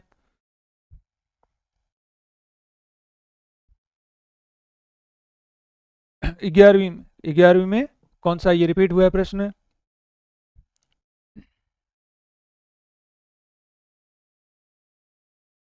कौन सा कथन गलत है? तो मुख्यमंत्री संसदीय सचिव की नियुक्ति करते हैं और पद की शपथ दिलाते हैं। इतने डीप प्रश्न नहीं आने हैं भैया, कंफ्यूज नहीं है।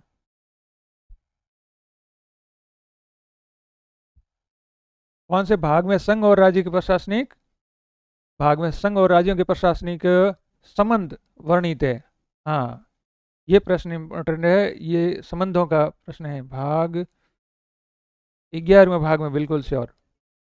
ठीक है, तो केंद्र और राज्यों के बीच में क्या लेन देन होगी, जैसे वित्त संबंधी मामले हैं, करों के मामले में है, करों का बंटवारा कैसे होगा, तो इस प्रकार का भाग 11 में है। ठीक है, अध्याय 2 ने याद रहे तो ठीक है, भाग 11 में आएगा तो आ जाएगा, नहीं तो नहीं आएगा प्रश्न आपके।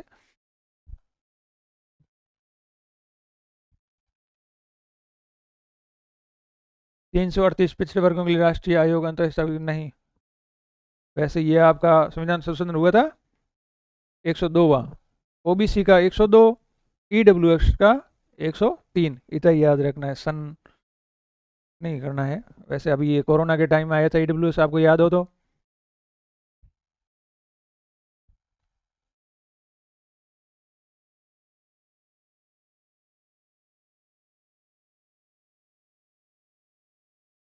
हाँ, ये मूल अधिकार है।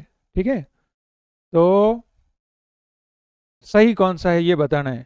ठीक है, तो देखना कि 15(1) में कहा गया, देखो 14 नंबर जो है, ये 14 से लेकर के 18 किसके मामले में? स्वतंत्रता के मामले में है ना।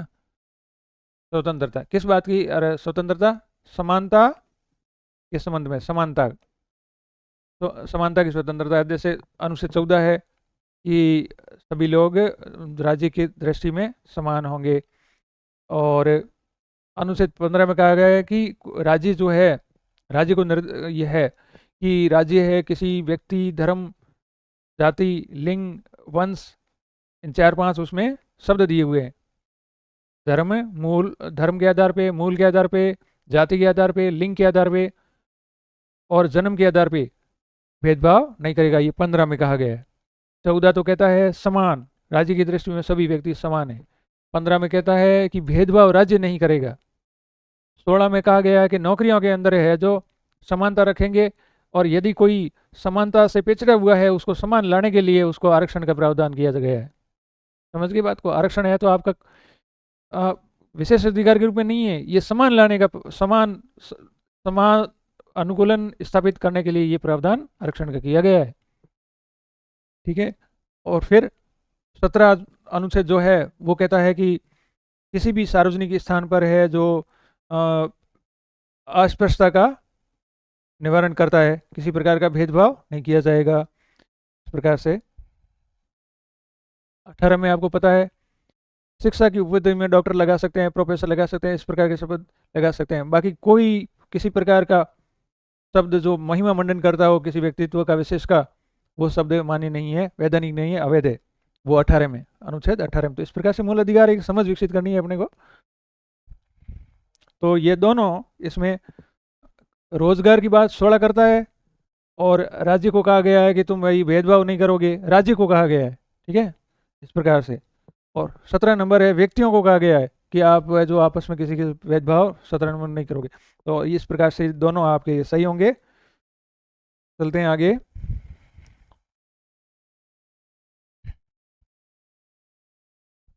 10वीं अनुसूची अभी बताइए आपको करें। केंद्र शासित प्रदेश को प्रशासन के संबंध में है केंद्र शासित प्रदेश। ठीक है, कौन सा भाग है? जैसे देखना, भाग भाग अपना पांचवा था ये संघ का। छठा था राज्य के बारे में, राज्य का प्रशासन कैसे चलेगा, है ना, मंत्रिपरिषद, प्रधानमंत्री, राज्यपाल। संघ का प्रशासन कैसे चलेगा, राष्ट्रपति क्या करेगा, उसके दायित्व क्या होंगे, इस प्रकार से अनुच्छेद दिए हुए हैं। फिर सातवें भाग के अंदर इसको रद्द कर दिया गया था। आठवें में है फिर जिस प्रकार से संघ, राज्य, यहाँ आगे केंद्र शासित प्रदेश, जैसे अंडमान निकोबार वगैरह का प्रशासन कैसे चलेगा, वहाँ के उपराज्यपाल को क्या कहा जाएगा, प्रशासक कहा जाएगा या क्या कहा जाएगा, उसके बारे में प्रावधान आठवें भाग में है। ठीक है, तो आपको ये भाग भी अपने को इस प्रकार से याद रखने हैं। पहले भाग में क्या कहा गया है आपको बताया अभी।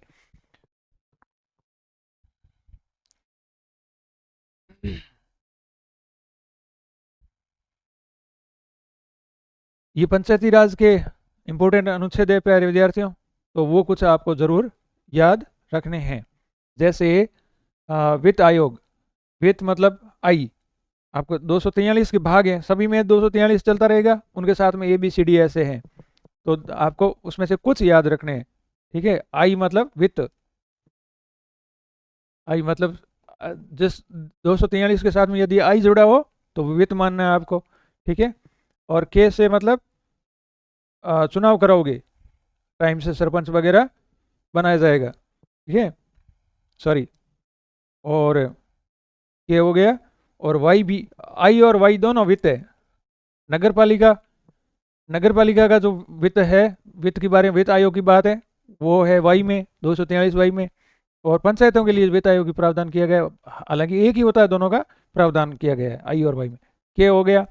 डी में है जो आपका आरक्षण की बात है, कि जैसे आपको पता है ना कि बातें करते हैं ना ग्राम पंचायत में, अभी जैसे इलेक्शन आते ही शुरू हो जाता है, अब की बार है जो गांव के सरपंच की सीट साहब SC की आएगी, ST की आएगी, OBC की आएगी ना, लोग आपस में खूब बातें करते हैं, तो वो किस में है, 243D के अंदर आरक्षण की बात। ठीक है, तो इस प्रकार से ये हो गया के आई वाई हो गया, के चुनाव। और याद आएगा, मैं आपको आगे बताता चलूंगा। जैसे ZD है, ZD शायद ZD है, मैं कंफर्म होकर ही बताऊंगा। इस प्रकार से, हाँ, ग्राम सभा बहुत इंपॉर्टेंट है आपकी, तो आपका आंसर होगा इसमें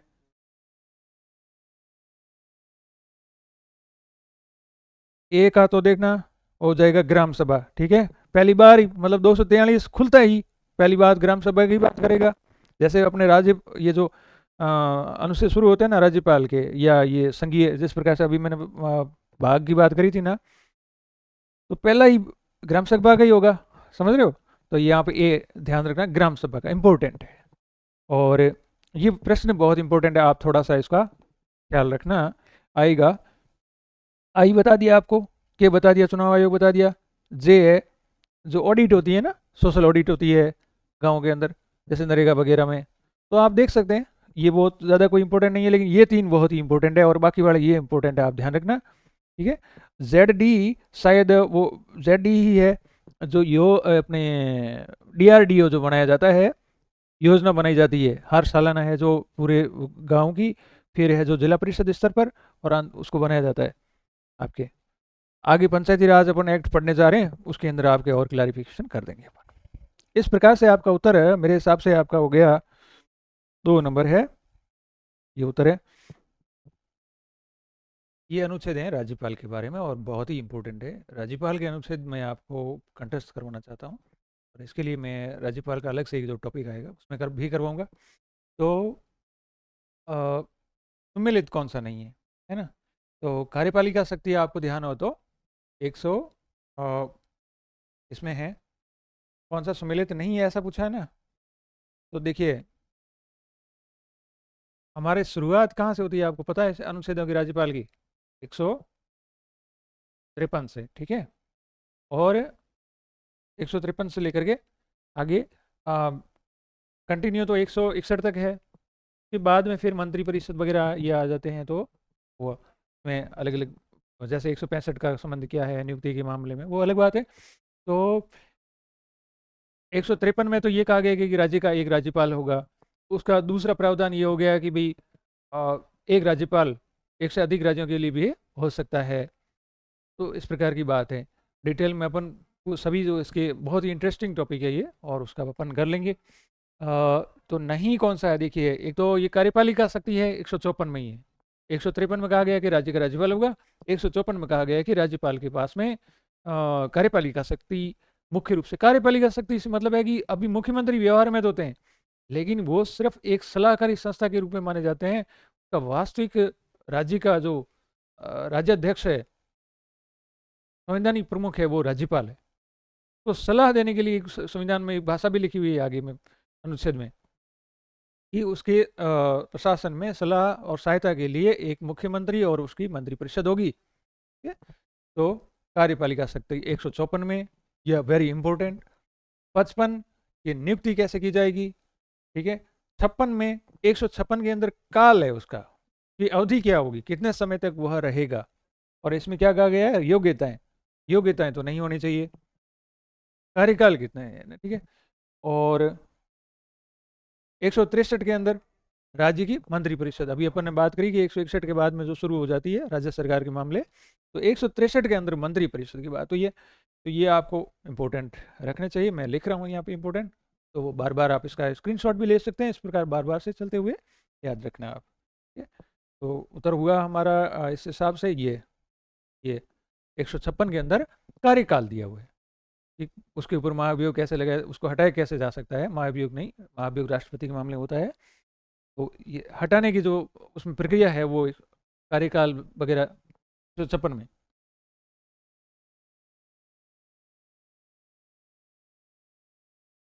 कौन सा अनुच्छेद, संवैधानिक विफलता हो जाए ना, संवैधानिक विफलता हो जाएगी तो क्या करेंगे,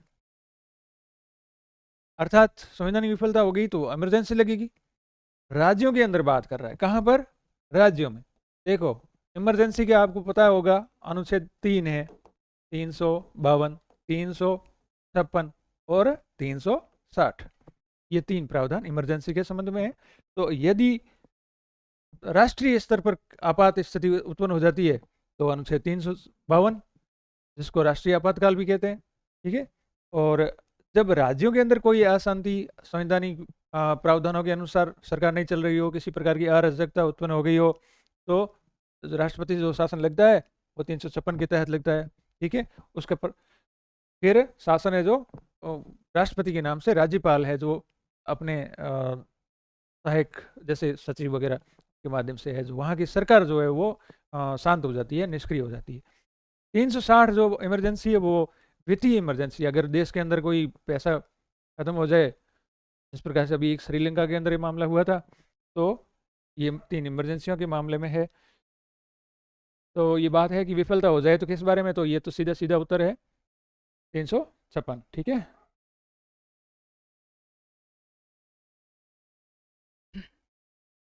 अनुच्छेद 25 किस में आता है, किस कैटेगरी में, मूल अधिकार में आता है। ठीक है, भाग 3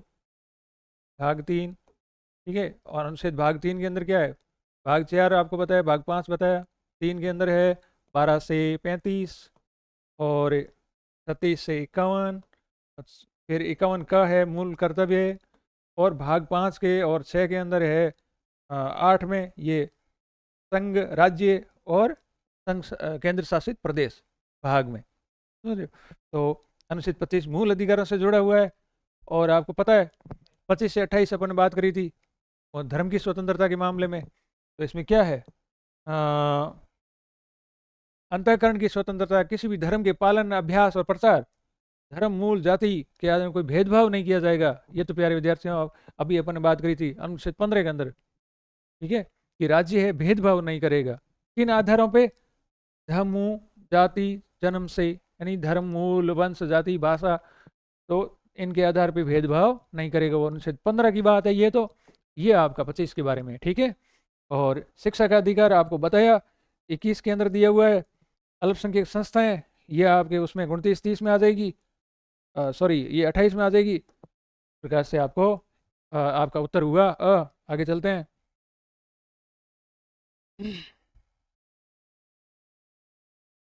मूल कर्तव्य, मूल कर्तव्य अभी अपन ने बात करी, अब मैं नहीं बताऊंगा आपको। अनुच्छेद 11 मूल कर्तव्य 11 नंबर वाला लास्ट में जोड़ा गया है ये। तो ये आप देखना 4 भाग 4 ए में और अनुच्छेद 51 क में ध्यान रखना। भाग तो है 4 ए, 4 किसका है? नीति निर्देशक तत्वों का। 4 ए आपका मूल कर्तव्य, और भाग तो ये है। और भाग 4 ए के अंदर कौन से अनुच्छेद हैं? 51 ए।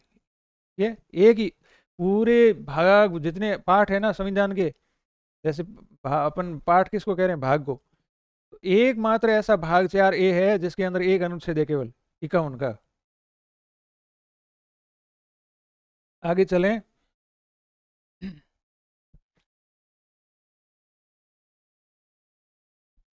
अस्पृश्यता। अभी मूल अधिकारों की बात करी थी 14 से, मैंने आपको बताया था 14 की समानता। 15 राज्य है, धर्म जाति जन्म के आधार पर भेदभाव नहीं करेगा। 16 नौकरियां देता है। 17 आदमी व्यक्ति है किसी व्यक्ति के साथ में अस्पृश्यता नहीं करेगा, छुआछूत भेदभाव नहीं करेगा सार्वजनिक स्थानों पर, है ना। तो वो 17। 18 उपाधियां, ये आपको ध्यान रखना। 19 के अंदर 6 आजादियां हैं, बोलने की, चलने की, निवास करने की, व्यवसाय करने की, संघ बनाने की, ये 6 प्रकार की आजादियां हैं। एक संपत्ति का अधिकार यहीं से हटाया गया था 19 से ही। तो 44वें संविधान संशोधन के द्वारा संपत्ति का अधिकार इसी में था 19 में, यहाँ से हटा दिया गया और 300 का पे भेज दिया, उसको मूल अधिकारों से निकाल दिया। संपत्ति आप 1000 बीघा जमीन थोड़ी रखोगे। पहले 7 आजादियां थी 19 के अंदर, अब रह गई है 6। और अभी सूचना का जो अधिकार आया वो इसके अंदर जोड़ दिया है। 18 उपाधि। तो ये सभी आपको, ऐसा नहीं है कि केवल हमारे को इस उत्तर को देखना है, हमें ये समझ विकसित करनी है कि 16 है किसके बारे में। यदि अपने को आंसर नहीं आ रहा लेकिन कोशिश करनी चाहिए कि 19 है किसके बारे में, कम से कम वो तो कट जाए। ठीक है, तो 17 आपका उत्तर होगा अस्पृश्यता। चलें आगे।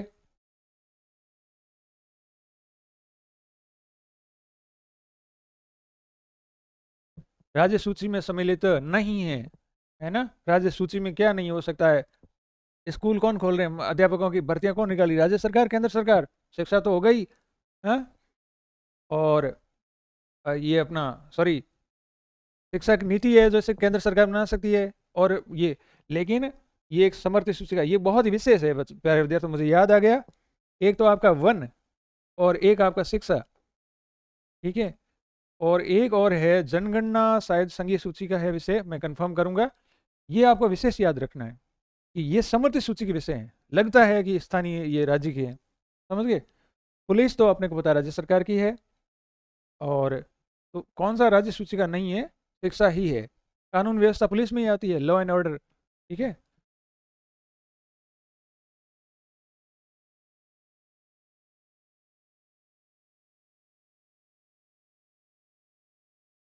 प्राकृतिक न्याय का सिद्धांत क्या कहता है कि कुदरत से न्याय, मतलब एक तो न्याय, न्याय के कई विविध प्रकार है। जैसे एक न्यायपालिका हमारी जो है ना, वो भी एक उसका आधार प्राकृतिक न्याय है कि वास्तव में प्राकृतिक प्रकृति के आधार पे आदमी को क्या न्याय होना चाहिए, जैसे समानता उसकी होनी चाहिए। तो इस आधार पे प्राकृतिक न्याय की जो सिद्धांत है, उदाहरण से मतलब सिद्धांत, तो आपको ये इम्पोर्टेंट है।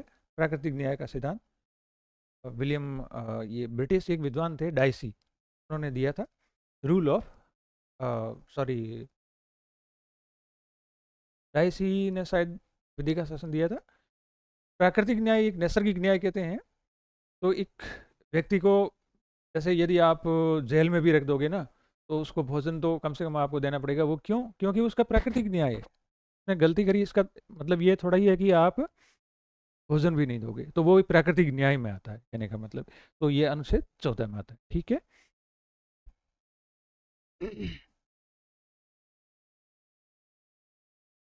कौन सा अनुच्छेद? मुख्यमंत्री के कार्यों से संबंधित है, कि मुख्यमंत्री के दायित्व है, उसके काम है ना। तो आपका ये 167 है, उसके दायित्व है। जैसे अ, मुख्यमंत्री कोई भी राज्य प्रशासन से संबंधित सूचना है राज्यपाल को देगा, तो वो उसका दायित्व है। तो ये 167 में है, बहुत इंपॉर्टेंट है ये।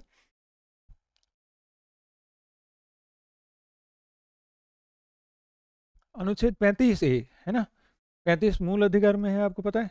और 35 ए राज्य के नीति निर्देशक तत्व तो 37 से शुरू हो रहे हैं, तो ऑटोमेटिक कट गया। अगर आपको याद है ना, आपको कहा कि भाग भाग सहित याद करो आप, भाग 4 के अंदर 37 से 51 नीति निर्देशक तत्व है, तो ऑलरेडी कट जाएगा ये।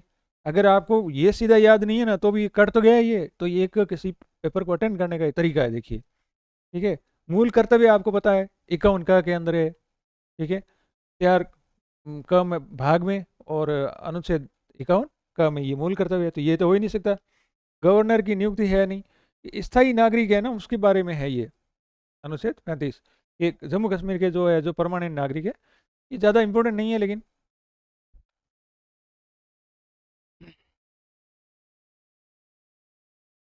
अनुच्छेद 75 1 कि उससे प्रधानमंत्री होंगे, क्या किया जाएगा। 75 अभी हमने पहले एक बार बात करी थी। अनुच्छेद 75 3 सामूहिक उत्तरदायित्व की बात करता है। डीप नहीं जाना, ये भी कोई खास इंपोर्टेंट नहीं है, ऐसे ही मैं सामान्य जानकारी दे रहा हूँ आपको। तो उनको ये चुनाया तो जनता द्वारा चुने तो जाते हैं, लेकिन इसका मतलब ये नहीं है कि भाषा जो संविधान के अंदर अनुच्छेद में लिखी गई है ना, नियुक्ति की जाती है, मतलब कि राष्ट्रपति के द्वारा नियुक्त की जाती है, इसका मतलब ये है। ठीक है, तो आप मतलब अक्सर ये प्रश्न पूछा जाता है, क्योंकि बच्चे कंफ्यूज हो जाते हैं कि प्रधानमंत्री का चुनाव होता है, चयनित निर्वाचित होते हैं। निर्वाचित तो हो गए, लेकिन प्रधानमंत्री की जो एक जो जो एमपीज आए हैं, उसमें से है नियुक्ति की जाएगी प्रमुख दल के नेता के रूप में प्रधानमंत्री पद पर, वो राष्ट्रपति के द्वारा की जाएगी। वो तो नियुक्ति शब्द है इस अनुच्छेद के अंदर। ठीक है,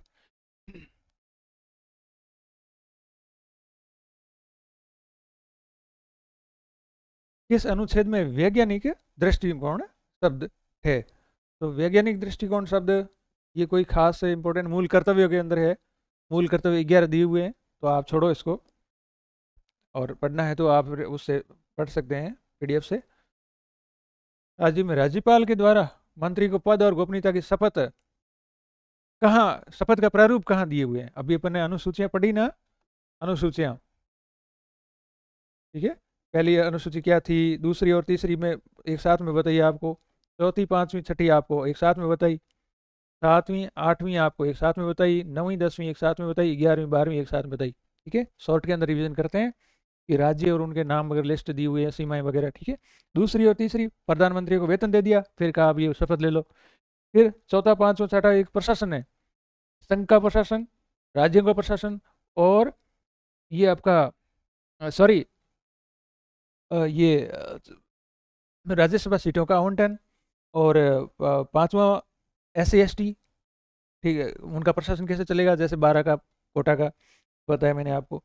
और छठे जो 4 राज्य थे, विशेष राज्य हैं पूर्वोत्तर वाले, अमेत्रिमी, उन राज्यों के लिए प्रशासन कैसे चलेगा, है ना। वहाँ पे जैसे कई बार आप देखते हैं ये लगा दिया जाता है, एक सैन्य कानून लगाया जाता है ना, तो इस आधार पे ही लगाया जाता है। ठीक है, और 7वीं और 8वीं आप ये शक्तियों का पृथक्करण का ये जो विशेष सूचियाँ दी गई है, संघ सूची, समर्थित सूची। 8वीं भाषा, 9वीं में नो चेंज, अर्थात कानून बन गया 9वीं अनुसूची में डाल दिया तो यथासंभव है न्यायपालिका उसमें हस्तक्षेप नहीं करेगी।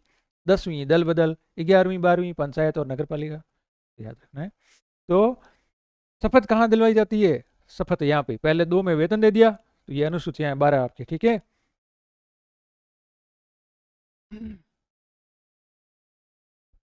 नागरिकता, नागरिकता का भाग किसमें मैंने बताया था आपको, भाग 2 में। ठीक है,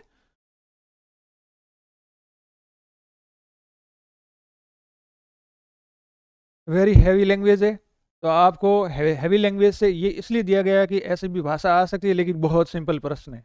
ठीक है, तो ये क्या है कि कारखाना में काम करना, ये नियोजन का कभी भी शब्द आए तो नियोजन मतलब ये होता है रोजगार, अनुच्छेद 16 में नियोजन आता है। ठीक है, तो उसमें है संकट में नहीं, बालकों को काम नहीं करवाया जाएगा, ये कहाँ गया, कहाँ पे कहा गया है।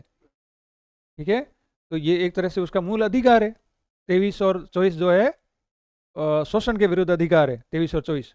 तो 23 तो है वयस्क लोगों को है, इस प्रकार के अमानवीय काम नहीं करवाए जाएंगे, जैसे मेला ढोना है, वो 23 के अंदर है। 24 के अंदर बालकों के साथ में है, जो वो आप श्रम कल्याण नहीं कराओगे, घातक कार्य नहीं करवाओगे, ठीक है, कारखाना वगैरह में प्रकार से। तो यहाँ पे अनुच्छेद हो गया आपका 24। भाषा भले ही लंबी हो, ठीक है।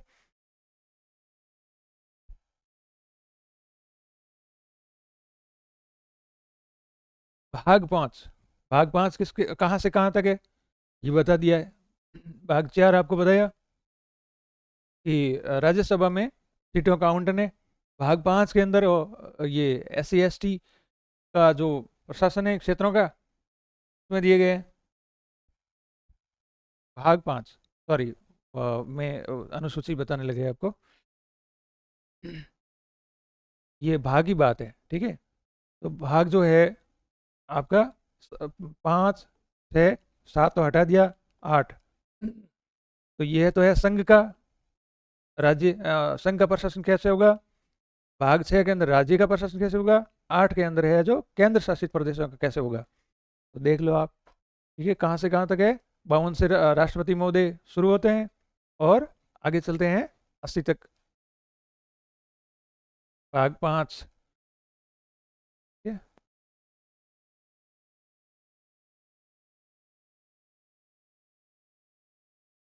भाग 5 में है ना अनुच्छेद, शायद इसका आप कंफर्म कर लेंगे अपन। मेरे हिसाब से ये 78 तक होना चाहिए, ठीक है। आई विल, यदि गलत होता है तो मैं उसका चेक करके आपको बता सकता हूँ कि इसमें नहीं तो यही है आंसर आपका। PDF से आपको क्लियर कर देंगे, ठीक है। क्योंकि जैसे भारतीय संविधान अनुच्छेद भाग 5 का प्रावधान, तो कारण क्या है कि जैसे आगे से 79 80 और 81 ये आपके है राज्यसभा और सॉरी संसद, राज्यसभा और लोकसभा, ठीक है। इस आधार पे ये अनुच्छेद अब आगे अलग होना चाहिए। ज़्यादा उलझो नहीं है, उलझना नहीं है इसको आप। हाँ, ओके, कंफर्म हो गया ना आंसर से। ये पीछे आंसर भी दे रखे हैं। भाग 5 के अंदर कुल कितने अनुच्छेद हैं, तो कुल कितने अनुच्छेद ये गिनतियां नहीं करनी है अपने को। 52 से 78 याद रखना है, ठीक है, याद रहे तो। बाकी भाग 5 किसके बारे में है ये ध्यान रखना है, इतना सही।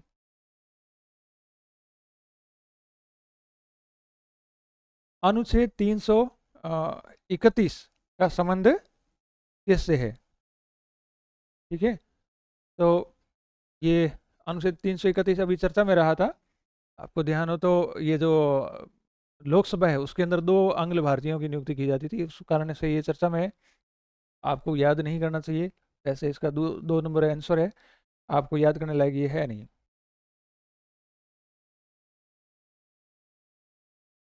नवीं अनुसूची कब आई, ठीक है। तो आपको ध्यान है नवीं अनुसूची को जोड़ा गया था प्रथम संविधान संशोधन के द्वारा। भूमि संबंधी प्रावधान किए गए थे पहले संविधान 1952 के अंदर, तो तब ये आई थी भूमि संबंधी प्रावधान। और कहा गया था कि भाई हम कानून बना रहे हैं कि कोई भी व्यक्ति 1000 बीघा जमीन नहीं रखेगा, इस प्रकार का संशोधन किया गया। और वो करके नवीं अनुसूची में डाल दिया गया और कहा गया कि भाई नवीं अनुसूची में हमने कानून जो डाले हैं ना उसको कोई भी संशोधित नहीं करेगा, ना संसद करेगी और ना ही सुप्रीम कोर्ट या न्यायालय उसको छेड़छाड़ करेंगे। इसलिए नवीं अनुसूची जोड़ी गई थी। तो पहला संविधान संशोधन 1952 के अंदर, ठीक है।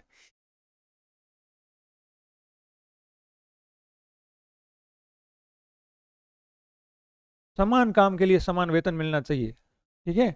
तो ये आपके नीति निर्देशक तत्वों के अंदर है। इसमें नीति निर्देशक तत्वों में, हाँ तो इसमें है, ये इसमें मूल कर्तव्य है, ठीक है। और भाग मूल अधिकार है। और भाग 5 के अंदर आपको पता है संघीय शासन की अभी अपन ने बात करी 52 से लेकर 78। ये है आपका भाग 4 नीति निर्देशक तत्व। समान काम के लिए समान वेतन अनुच्छेद 39 के अंदर आता है ये।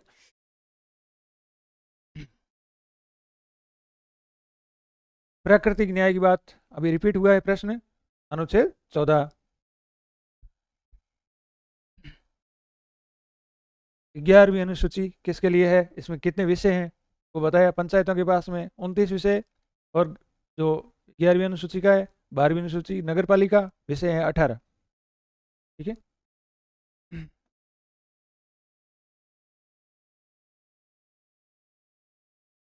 गोवध निषेध, ठीक है, नीति निर्देशक तत्वों में। तो ये है आपका 48। गोवध निषेध जो है 48 के अंदर है, ठीक है। ये मूल कर्तव्य है। मूल कर्तव्य कहाँ से कहाँ तक है सॉरी नीति निश्चित तत्व है ये भी। तो 36 से 51 के अंदर तो 48 है गायों के बारे में, उनकी रक्षा की जाएगी।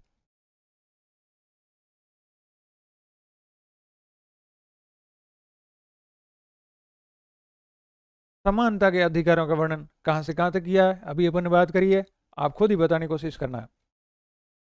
तो भारत संविधान में राष्ट्रपति और उपराष्ट्रपति के संबंध में कौन सा भाग, मतलब ये भाषा आपको स्किप कर जाती है कि आप संबंध क्या है, तो आपको ध्यान रखना है भाग कौन सा भाग है, पूछा है संविधान का भाग कौन सा। और मैंने आपको सरल शब्दों में कहा है कि भाग को आप एक प्रकार से किताब का पाठ मान लो, संविधान एक किताब ही है, ये पाठ है, टोटल 25 पाठ है। तो पहले मूल रूप से 22 पाठ थे और फिर और जोड़ दिए, तो इस आधार पे 4 पाठ बाद में जोड़े गए और एक काटा था, इस आधार पे 25 हुए। तो अपने को उसमें नहीं जाना ज़्यादा, टोटल आज की तारीख 25 पाठ है। तो राष्ट्रपति और उपराष्ट्रपति का कौन से पाठ में प्रावधान है, तो अपन ने बात करी थी कि पहला पाठ किसके बारे में, यहाँ लिख देते हैं भाग अपन, और यहाँ अनुच्छेद लिख देते हैं शॉर्ट के अंदर, ज़्यादा अपने को कंफ्यूज नहीं होना है। पहला भाग, दूसरा भाग, तीसरा भाग। तो पहला भाग के अंदर 1 से 4 अनुच्छेद है, ठीक है। फिर नागरिकता का आ गया भाग 2 में, 3 में मूल अधिकार, ठीक है, 4 में नीति निर्देशक तत्व आ गए, फिर 5 में आपका ये 4 का आ गया यहाँ पे, फिर बाद में जोड़ा, भाग जोड़ा ना, 22 से 25 हुए थे ना, तो ये जोड़ा एक। तो देखना इसके अंदर आपके आपके मूल कर्तव्य हो गया। फिर 5वां भाग आ गया, तो 5वें भाग के अंदर है संघीय शासन है, और संघीय शासन में ही जैसे अपन ने याद किए थे 52 से 78 तक राष्ट्रपति और उपराष्ट्रपति इसमें दिए गए। 52 से आपको पता है राष्ट्रपति का शुरू होता है, तो भाग 5 आपका उत्तर है। चलते हैं आगे।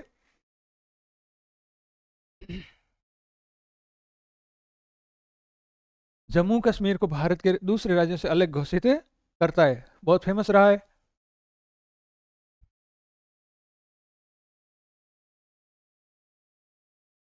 मूल कर्तव्य किस अनुच्छेद में, आप खुद ही बताएं,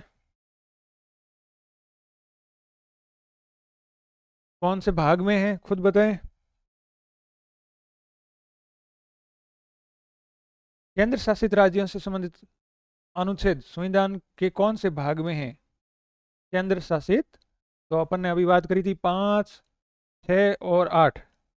संघ मतलब भाग जो है ना, भाग का पूछ रहे हैं, ये संघ का है और ये राज्यों का है भाग, और ये 7वां तो हटा दिया, और 8वां भाग है जो केंद्र शासित प्रदेशों का है, ठीक है।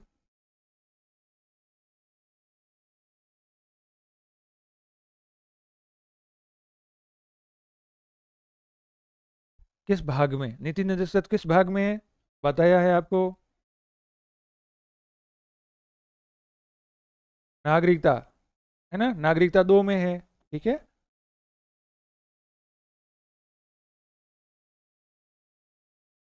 किस अनुसूची में, पंचायती राज है, नहीं बताएंगे। पंचायती राज संविधान संशोधन का संबंध किससे है, 73वां और 74वां, 1900 अपना 92 के अंदर आया, लागू हुआ 1993 में, 24 अप्रैल तारीख थी, इसलिए पंचायती राज दिवस मनाया जाता है।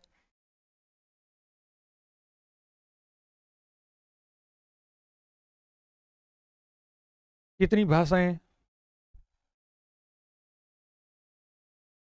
12वीं अनुसूची।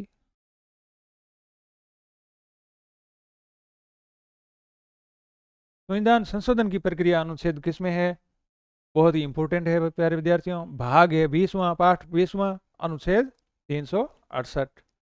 तो ये आपको याद रखना है, संविधान में जो संशोधन होते हैं ना, वो एक संविधान की विशेषता पढ़ी थी हमने कि हमारा संविधान कठोर और लचीलेपन का मिश्रण है।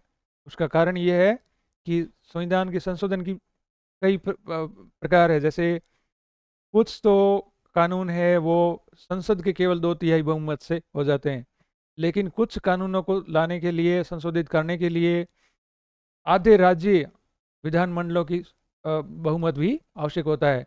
तो इस आधार पे वो कठोर हो गया, और केवल संसद ही अपने बहुमत से किसी कानून को संशोधित या पारित कर देती है, तो वो सरल प्रक्रिया होगी। इसलिए जो भारत के संविधान की एक विशेषता है, कठोर और लचीलेपन का मिश्रण। लेकिन ये संशोधन की प्रक्रिया कहाँ से होती है? 368 से। ये थोड़ा इंपॉर्टेंट है, ये आप देख लेना।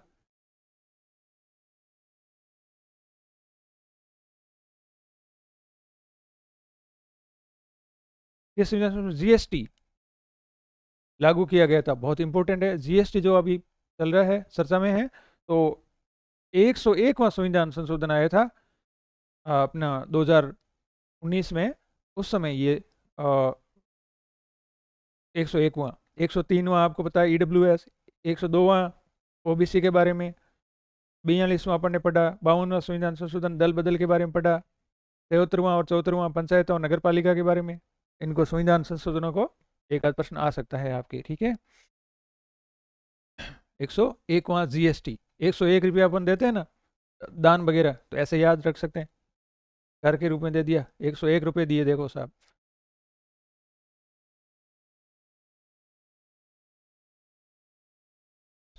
संविधान में कितने अनुच्छेद और अनुसूचियां है, पता नहीं है भैया।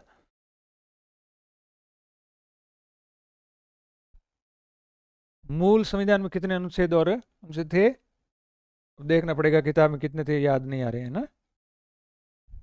थैंक यू, और बड़े मन से और रिवीजन कीजिएगा। Best of luck.